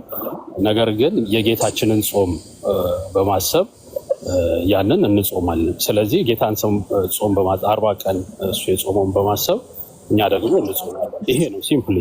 እናንተ ያ እሱ የጾመውን በማሰብ አይደል? በማሰብ እንጂ ታዛችሁ አይደለም። ከመጽሐፍ ቅዱስ ጾም ታዟል። ይኸውልሽ ቀደም እኮ ተናግረናል አይደል? ጾም እስከታዘዘ ድረስ እንዴት እንጾማለን የሚለው በእያንዳንዳችን ይለያያል። አሞነ ስፔሲፊክ ፖይንት ወንድሜ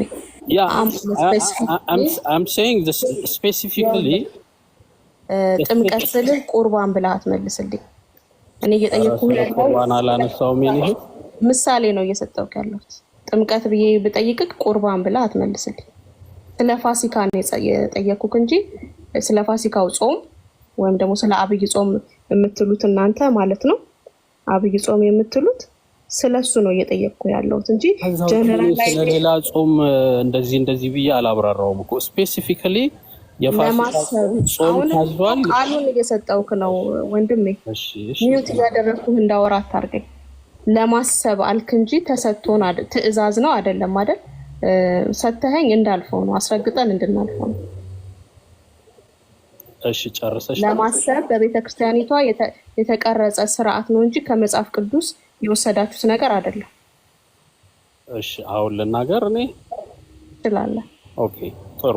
ይኸውልሽ ጌታችን መድኃኒታችን ኢየሱስ ክርስቶስ ወደዚህ ምድር የመጣበት አንደኛው ለኛ ምሳሌ ሊሆነን ነው። እንዴት ምሳሌ ሊሆነን? ጥምቀትን ተጠምቆ እንድንጠመቅ፣ ጾሙ እንድንጾም፣ ስለዚህ መከራውን ተቀብሎ ለሱ ስንል ደግሞ እኛ መከራ እንድንቀበል በክርስቶስ ጥምቀትን ተጠምቆ ተጠመቁ ማለቱን ምንም ችግር የለም አውቃለሁኝ። ጾሞ ግን ጾሙ የኛውን እኔ ጾምኩትን 40 ጾም ጾሙ እንዳላችሁ አሳየኝ። ተጠምቆ እንድንጠመቅ እንዳዘዘ እሱን ማውጣት እንችላለን። ችግር ማቴዎስ ላይ እኮ አለ አይደል እንዴ? ስትጾሙም ብሎ አዞናል አይደል? እንደዚህ አትሆኑ እያለ። ስለዚህ ጾም አውጆልናል። ጾም አለ ማለት ነው። በዛ ምክንያት እኛም እናንተም እንደምንጾሙ አውቃለሁ። ዳር አትሂድ። የትም አልሄድኩኝም፣ በቀጥታ ነው የጠየኩህ። ስለ አብይ ጾማችሁ ነው። ጌታ ኢየሱስ ክርስቶስ የጾመውን 40 ቀን የአብይ ጾም ስለሆነ እኮ ነው እየተናገርኩ ለማሰብ ነው። ኦ ማይ ጋድ ጂሰስ፣ ይቅርታ ምን ስላደረግክ ነው? ኦኬ በጣም ይቅርታ።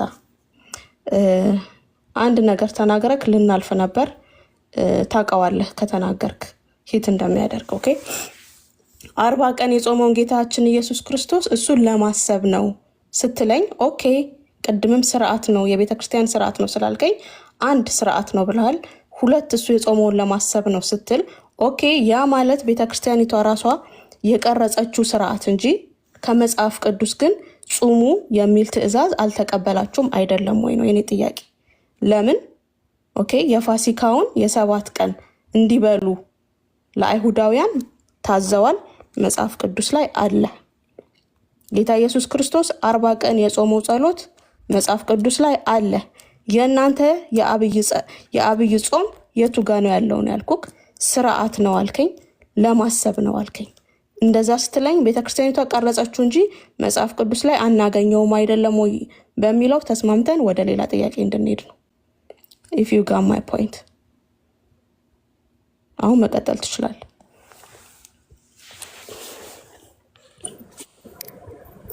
ጥሩ ሚዩት ባታደርጊኝም እኔ አስቀድሜ ዝም ነው ምለው ሌላ ሰው ሲናገር እኔ ስናገር መሀል ላይ አንቺ እየገባሽ ስለሆነ ነው እንጂ ልክ ስትናገሪ ዝም እላለሁ። ኤኒዌይስ እንግዲህ እየነገርኩሽ ያለሁት ጌታችን መድኃኒታችን ኢየሱስ ክርስቶስ የጾመው ጾም መጽሐፍ ቅዱስ ላይ የተጻፈ ነው። ያንን ጾም በማሰብ ቅዱሳን አባቶቻችን ከአባቶች ማምጣት ይችላል የጾሙት ጾም ስለሆነ እኛም ደግሞ ያንን እያሰብን እንጾማለን።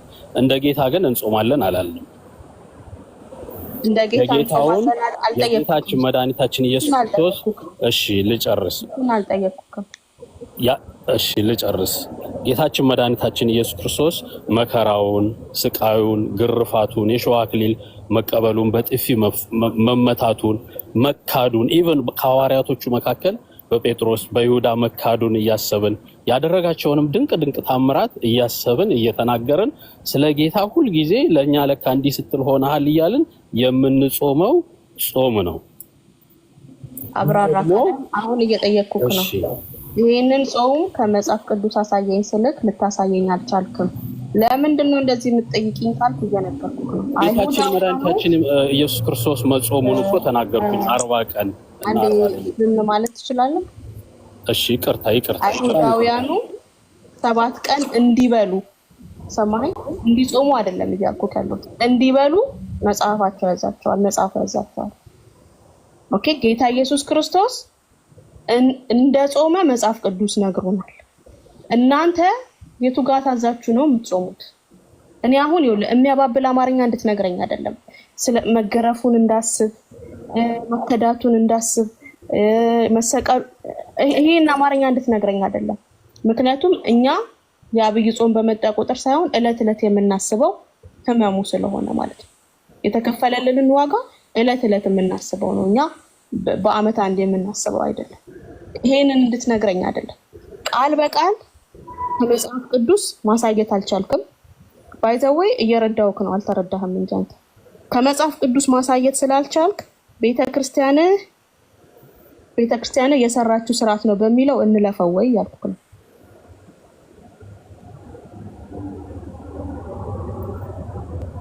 ለማለፍ ከተስማማክ ወደ ሌላ ጥያቄ እንሄዳለን። ይኸውልሽ ከተናገርሽ መካከል ጌታን በአመት አንዴ እናስበዋለን አይደለም እኔም እያልኩሽ ያለሁት እለት በሰዓት በሰከንድ ጭምር ጌታችንን መከራውን እናስባለን።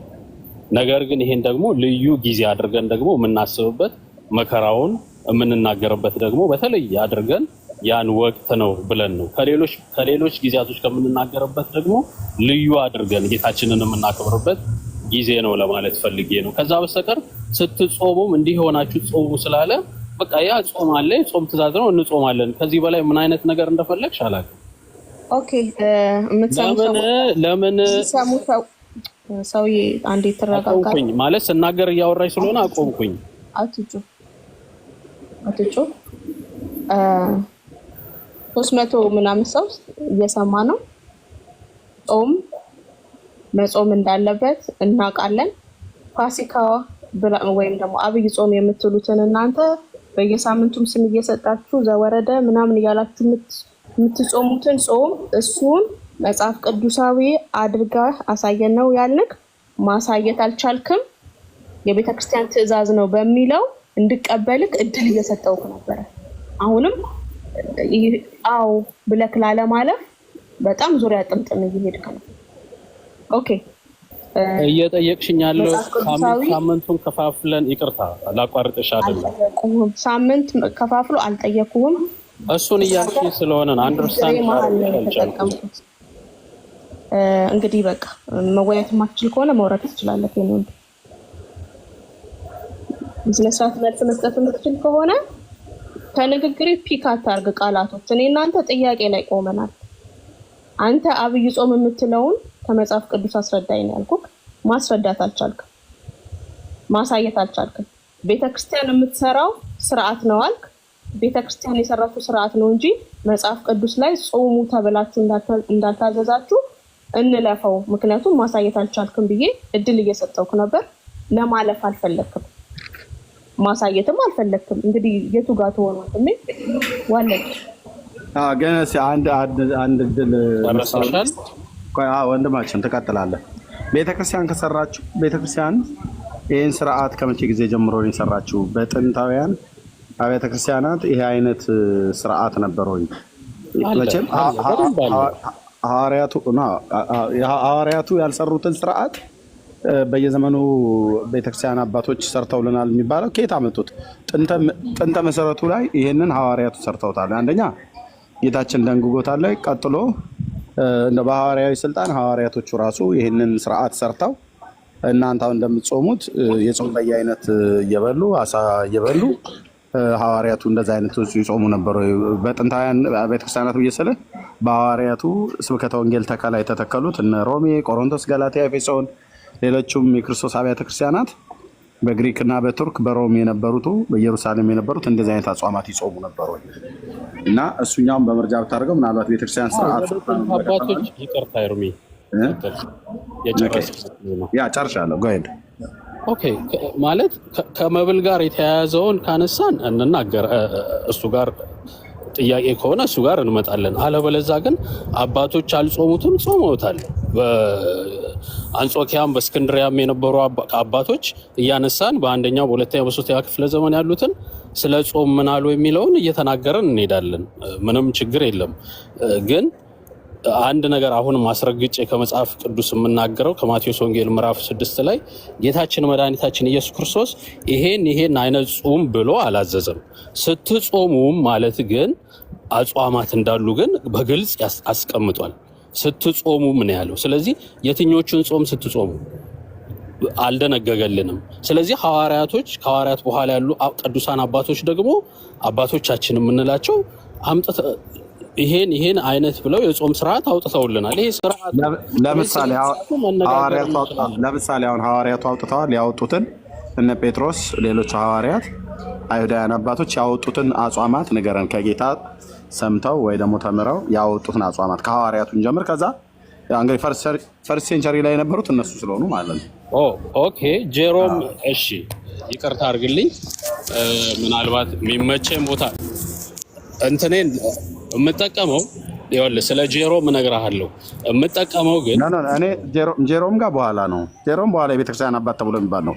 እኔ ያልኩህ ፈርስት ሴንቸሪ ላይ የነበሩት ጌታ የመረጣቸው ሐዋርያቱ እነ ጴጥሮስ፣ እነ ጳውሎስ፣ እነ ቅዱስ ዮሐንስ፣ እነ ማቴዎስ አይሁዳውያን አባቶች ታማኝ የሆኑ የጌታ ኢየሱስ ክርስቶስ ደቀ መዛሙርት ይህንን አይነት ስርዓት የሰሩቱ ካለ ስርዓቱን ከነሱ ነው እና አባቶች የተባሉት እነ ጄሮም በኋላ ነው።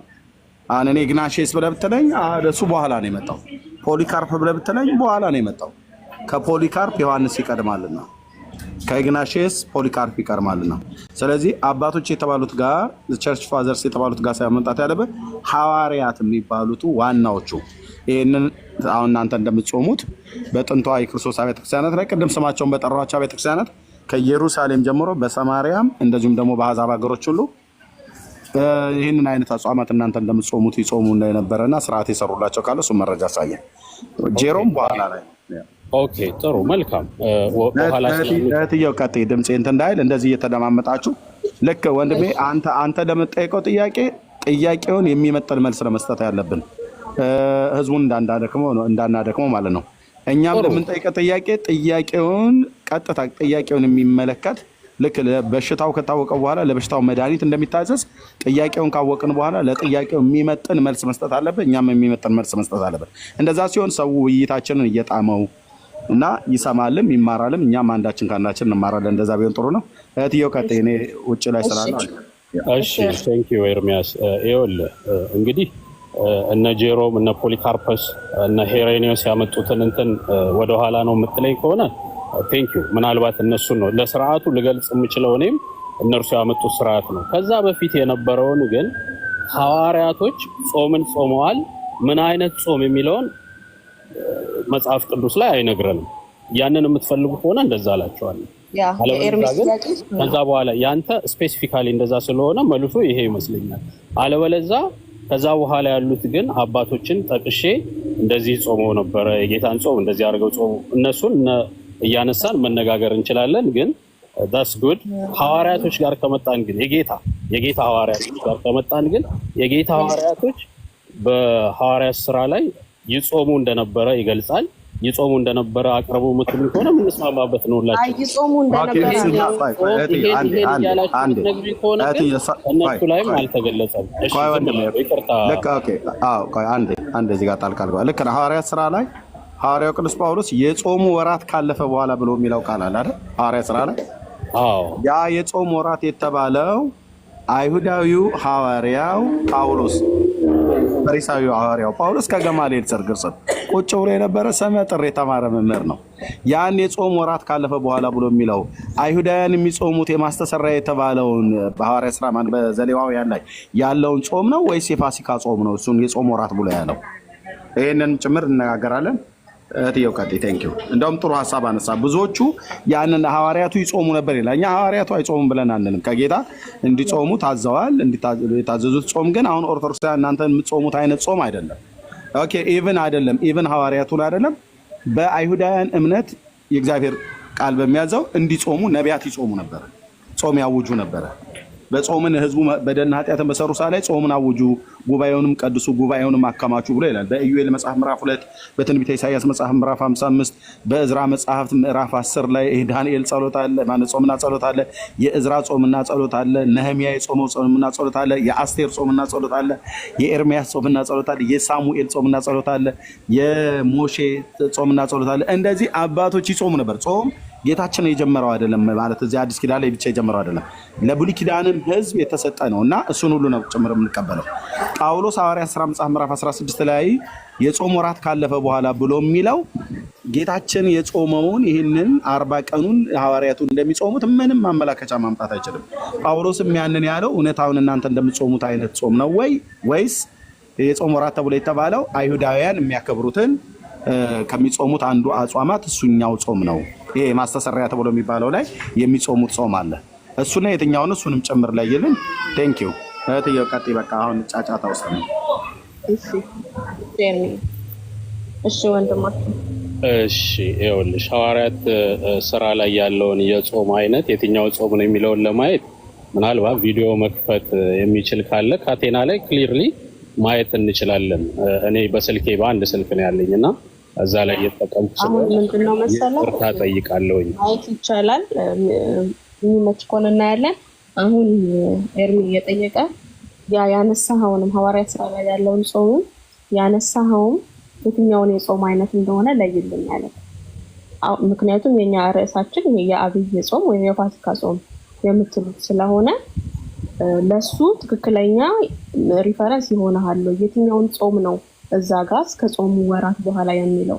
ስለዚህ አንተ ይሄንን ሪፈረንስ ታመጣው you should have to be sure ለአብይ ጾም ሪሌትድ መሆን እንደሚችል ወይም ደግሞ አይሆንም ካልክ ለየትኛው ነው የሚለውን ማሳየት ይኖርብሃል ማለት ነው።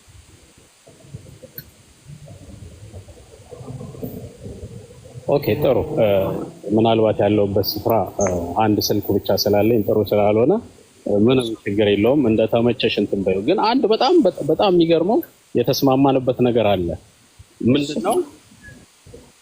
ጾም አስፈላጊ እንደሆነ ነቢያቱም ሐዋርያቱም እንደጾሙት፣ ከዛ በኋላ ግን የጾሙት ጾም የትኛውም ቢሆን የትኛውንም ጾም የጾሙት ጾም ተደንግጎ ይሄን ጾም ግዴታ መጾም አለባችሁ ተብሎ የተነገረ ሳይሆን በስርዓት ይወጣ እንደ ስርዓት ሆኖ መቀየር የሚቻል የሚቀያየር። ምክንያቱም ነቢያቱ የጾሙት ሐዋርያት ያልጾሙት አይነት ጾም ስለሚኖር የተደነገገ ነው። ስለዚህ በቃ ኢን ጀነራል መመልስልሽ መጾም ግዴታ ነው፣ ግን እንዴት መጾም አለባችሁ የሚለው ስርዓት ነው። እንስማማለን። አሁን ኤርሚ ነግሮሃል ወንድማችን። ጾም አዲስ ኪዳን ላይ ብቻ ሳይሆን ብሉይ ኪዳን ላይ የምንመለከታለን። ኦኬ እዝራ ህዝቡን ይዞ ሲጾም እናያለን። ዳንኤልም እንደዛው። ኦኬ የእስራኤል ቅጥሮች እንዲመለሱ። ኦኬ ዮናስም ደግሞ ለነነዌ ምክንያት አለው፣ የጾሙ ምክንያት አለው። ኦኬ ከጾሙ በኋላም ደግሞ እግዚአብሔር ለጾሙበት ምክንያት ሲመልስ እናያለን። ኦኬ ስፔሲፊክ የሆነ ጾም የለም ለዚህ ተብሎ የሚለውን ኢቭን ብንመለከት እንኳን ለምን እንደተጾመ ይነግረናል። አሁን እኛ እያለን ያለ ነው ኦኬ ጌታ ኢየሱስ ክርስቶስ ራሱ ለምን እንደጾመ የታወቀ ምክንያትና ውጤት አለው። ኦፍ ኮርስ ለምን እንደጾመ የታወቀ ጌታ ኢየሱስ ክርስቶስ። ስለዚህ አሁን እንዳነሳውለ ኢቭን ከብሉይ ኪዳን ጠቅሼ እዝራ ህዝቡን ይዞ ዳንኤልም ኦኬ ዮናስም ለነነዌ ሰዎች ነግሮ የተለያዩ ምሳሌዎችን እያነሳን በኢዮብ መጽሐፍ ብትል በዮናስ በዳንኤል በእዝራ በነህሚያ ኦኬ እያንዳንዳቸው የተጾመበት ምክንያት አለው። ጌታ ኢየሱስ ክርስቶስም ያንን 40 ቀንና 40 ሌሊት የጾመበት ምክንያት አለው። ለኛ ደግሞ የተሰጠን የጾም ስነ ስርዓት አለ። አንተ እንዳልከው ኮመንሊ መጾም እንዳለበት የምንስማማበት። አሁን አንተ የእናንተን አጽዋማት ኤርሚ እንዳለክ ከመጀመሪያዎቹ ከደቀ መዛሙርቶችን ጀምረህ ማሳየት ብትችል ጥሩ ነው።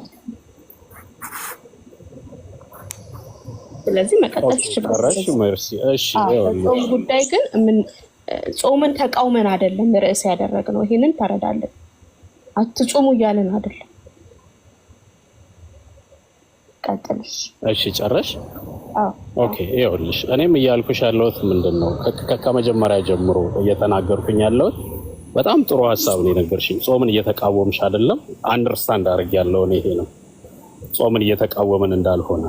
ነገር ግን ክሊርሊ የምናገረው አሁን አንቺም የምትጾሚው ጾም መጽሐፍ ቅዱስ ላይ አውጭልኝ ብለሽ እዚህ ጋር ነው የምጾመው ጾም ብለሽ ልታወጭልኝ አትችይም። ጾምን ግን በደንብ መጾም እንዳለብሽ ታረጋግጫለሽ። ስለዚህ የሆነ ጊዜ አንስተሽ ከዚህ ቀን እስከዚህ ቀን ብለሽ የምትጾሚው ጾም ራስሽ ያወጣሽው ወይም ደግሞ የአንቺ ቤተክርስቲያን ያወጣው በጋራ እንጾም ተብሎ የወጣ ህግ ነው የሚሆነው። ሲወጣ ጨርሳ እኔም አይ አላልፍህም። እዚህ ጋር በእኔ ቤተክርስቲያን ሲታወጅ ጾም ምክንያት አለው። የኔም እኮ ምክንያት አለው። የአብይ ጾምን እኮ በደንብ አድርጌ ተናገርኩኝ አይደል እንዴ? በቤተክርስቲያን የሚታወጀው ጾም ምክንያት አለው።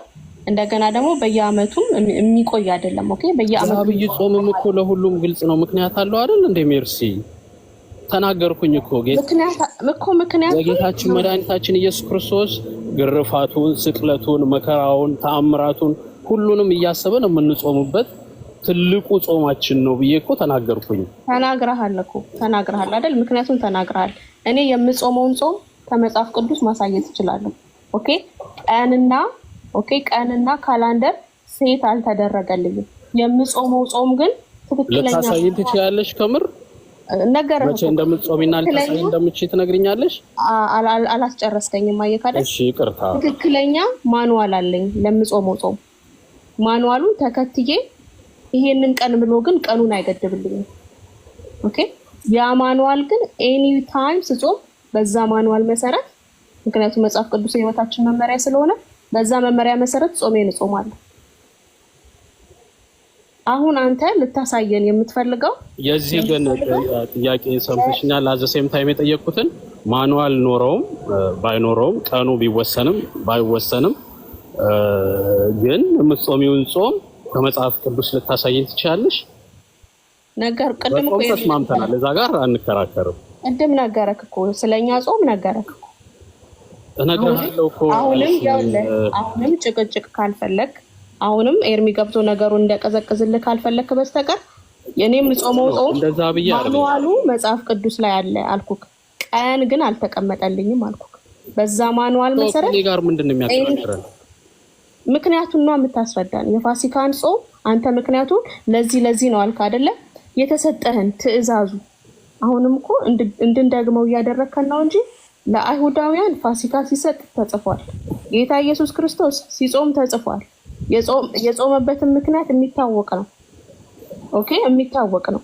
እኛ ደግሞ የሱን ጾም ነው የምንጾመው ስላላችሁ የቱ ጋ ነው ጾሙን ጾሙት ያላችሁ? ኢቭን ከመጀመሪያ አባቶች የእርሱ ተከታይ ከነበሩት እነማን ናቸው ይህን ጾም ተከትሎ ሲጾሙ የሚታየው? ይሄንን እኮ ነው እንድታሳየን የምንፈልገው። እሺ ይኸውልሽ ምክንያቱን ያልሽኝ ምክንያቱን 2-3 ጊዜ ተናግሬያለሁኝ። አዘ ሴም ታይም ግን ይሄን ጾሙ የሚለውን ምክንያቱም አንቺ ልትነግሪኝ ይገባል። እናንተ የምትጾሙትን ጾም ማለት ነው። መጽሐፍ ቅዱስ ላይ ቀኑንም ከዚህ ቀን እስከዚህ ቀን ከዚህ ሰዓት እስከዚህ ሰዓት ቀኑንም ጨምረሽ ልትነግሪኝ ከነ ምክንያቱ ይገባል። እኔ ያልኩ ያለሁት ይሄኛው የአብይ ጾም ስፔሲፊካሊ የአብይ ጾም ምንለው ጌታ የጾመውን ጾም በማሰብ ነው እንጂ ያልኩት እንደ ጌታ አላልኩኝም። በደንብ ተረጂ።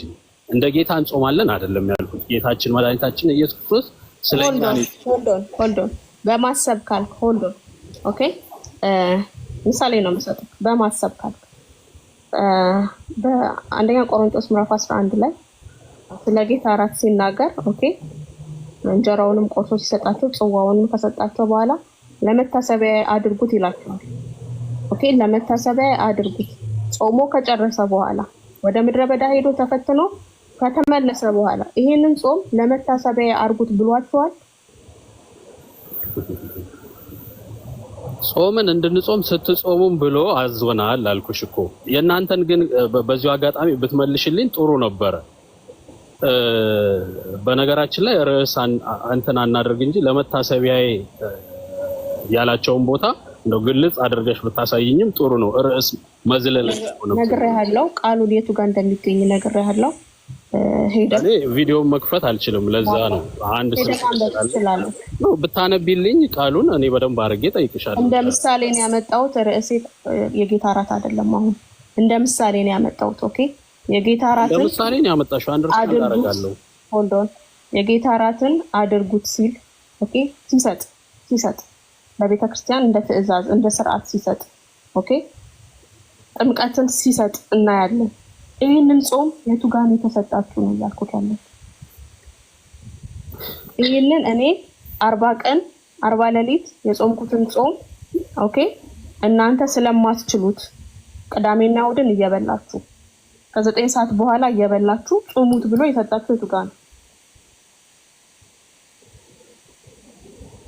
እሺ ጨረሽ? ያ ኦኬ። ይኸውልሽ ጌታችን 40 ቀንና 40 ሌሊት ስለጾመ እኛ 40 ቀንና 40 ሌሊት እንጾማለን እያለንም አይደለም። እኛ እያለን ያለነው በእኛ የጾማችን ስርዓት ስትጾሙም ስላለን ልክ ቅድም ተናግሬዋለሁ። እንደው የእናንተን መጽሐፍ ቅዱስ ጥቅስ ብትነግሪኝ በጣም ጥሩ ነበረ። ይሄን ጾም እስከዚህ ጾሙ እየተባላችሁ እንደምትጾሙ ብትነግሪኝ ጥሩ ነበረ። እኛ የምንጾመው በጣም አማርኛ እንደዛ ብለሽ አንቺ ሞክ ስላደረግሽኝ ነው። ሶሪ ይቅርታ፣ በቃ ይቅርታ፣ ሚውት ላደርግክ ነው። በጣም እንግዲህ አሁን ወደ ረብሻ ልትገባ ነው ማለት ነው፣ መመለስ ያቅትክ። ኦኬ፣ የኛ ጾም መጽሐፍ ቅዱሳዊ ነው። መጽሐፍ ቅዱስ ማንዋላችን ነው። ጾሙን እንደታዘዝ ነው እንጾማለን። ለጾማችን ግን መጽሐፍ ቅዱስ የትኛውንም የካላንደር ቀን አያስቀምጥልንም። ልንጾም በተገባን ምክንያት ሁሉ እንጾማለን። ጾማችን ግን እንደተጻፈው አይነት ጾም ነው ያልኩት። የእናንተን ጾም አሳይኝ የሚለውን እንዳትደግመው፣ ያለበለዚያ መወያየት አቅቶሃል ማለት ነው። አስረግጬ ነው እየነገርኩክ ያለሁት። እንጾማለን። እንደናንተ ግን መጽሐፍ ቅዱስ ቀን አላስቀመጠልንም። ማኑዋሉን የሰጠን ጾማችን በዛ ማኑዋል መሰረት ይሆናል። እኛ የምንጾምበትን ቀን ለእኛ ተውልን፣ ያለበለዚያ መመለስ አቅቶሃል ማለት ነው። ከኤርሊ ቸርች ፋዘርስም አሳይ ተባልክ። ከመጀመሪያዎቹ ሐዋርያቶች ይህንን ፉት ስቴፕስ ተከትሎ የጾሙ አባቶችንም አሳይ ተባልክ። አንድ ስልክ ብቻ ነው ያለኝ አልክ። ወጥተህ ተመልሰ መመለስ ትችላለህ። ጨርሰሻል? መልስ የስ ሜርሲ። አንዴ የአብይ ጾም ስትሉ ምንድን ነው? የፋሲካ ጾም ማለት ነው? ስሙ ነው ማሩዬ፣ አብይ ጾም ይሉታል። ስም ነው። የጌታ ጾም፣ የአብይ ጾም፣ ዋና ጾም ለማለት ዋና ጾም፣ ዋና ማለት ነው። ከጾሞች ሁሉ ትልቁ ጾም ለማለት ነው። ጌታችን ኢየሱስ ክርስቶስ መጾሙን በማሰብ የምንጾመው ጾም ስለሆነ ትልቁ ጾም ለማለት ነው፣ ሌላ አይደለም። አንቺ ለተናገርሽኝ ግን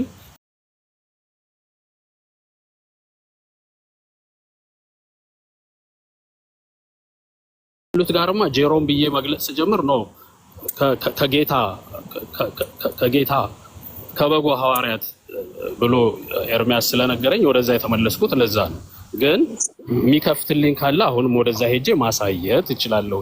ከዛ በስተቀር ግን ከመጽሐፍ ቅዱስ ብቻ እያልሽኝ ከሆነ ግን ለምሳሌ ሐዋርያት ጾመው ከ9 ሰዓትም በኋላ እያለ እንዴት እንደጾሙ የሚነግረን አለ። የአጿጿም ስርዓት ነው እሱ።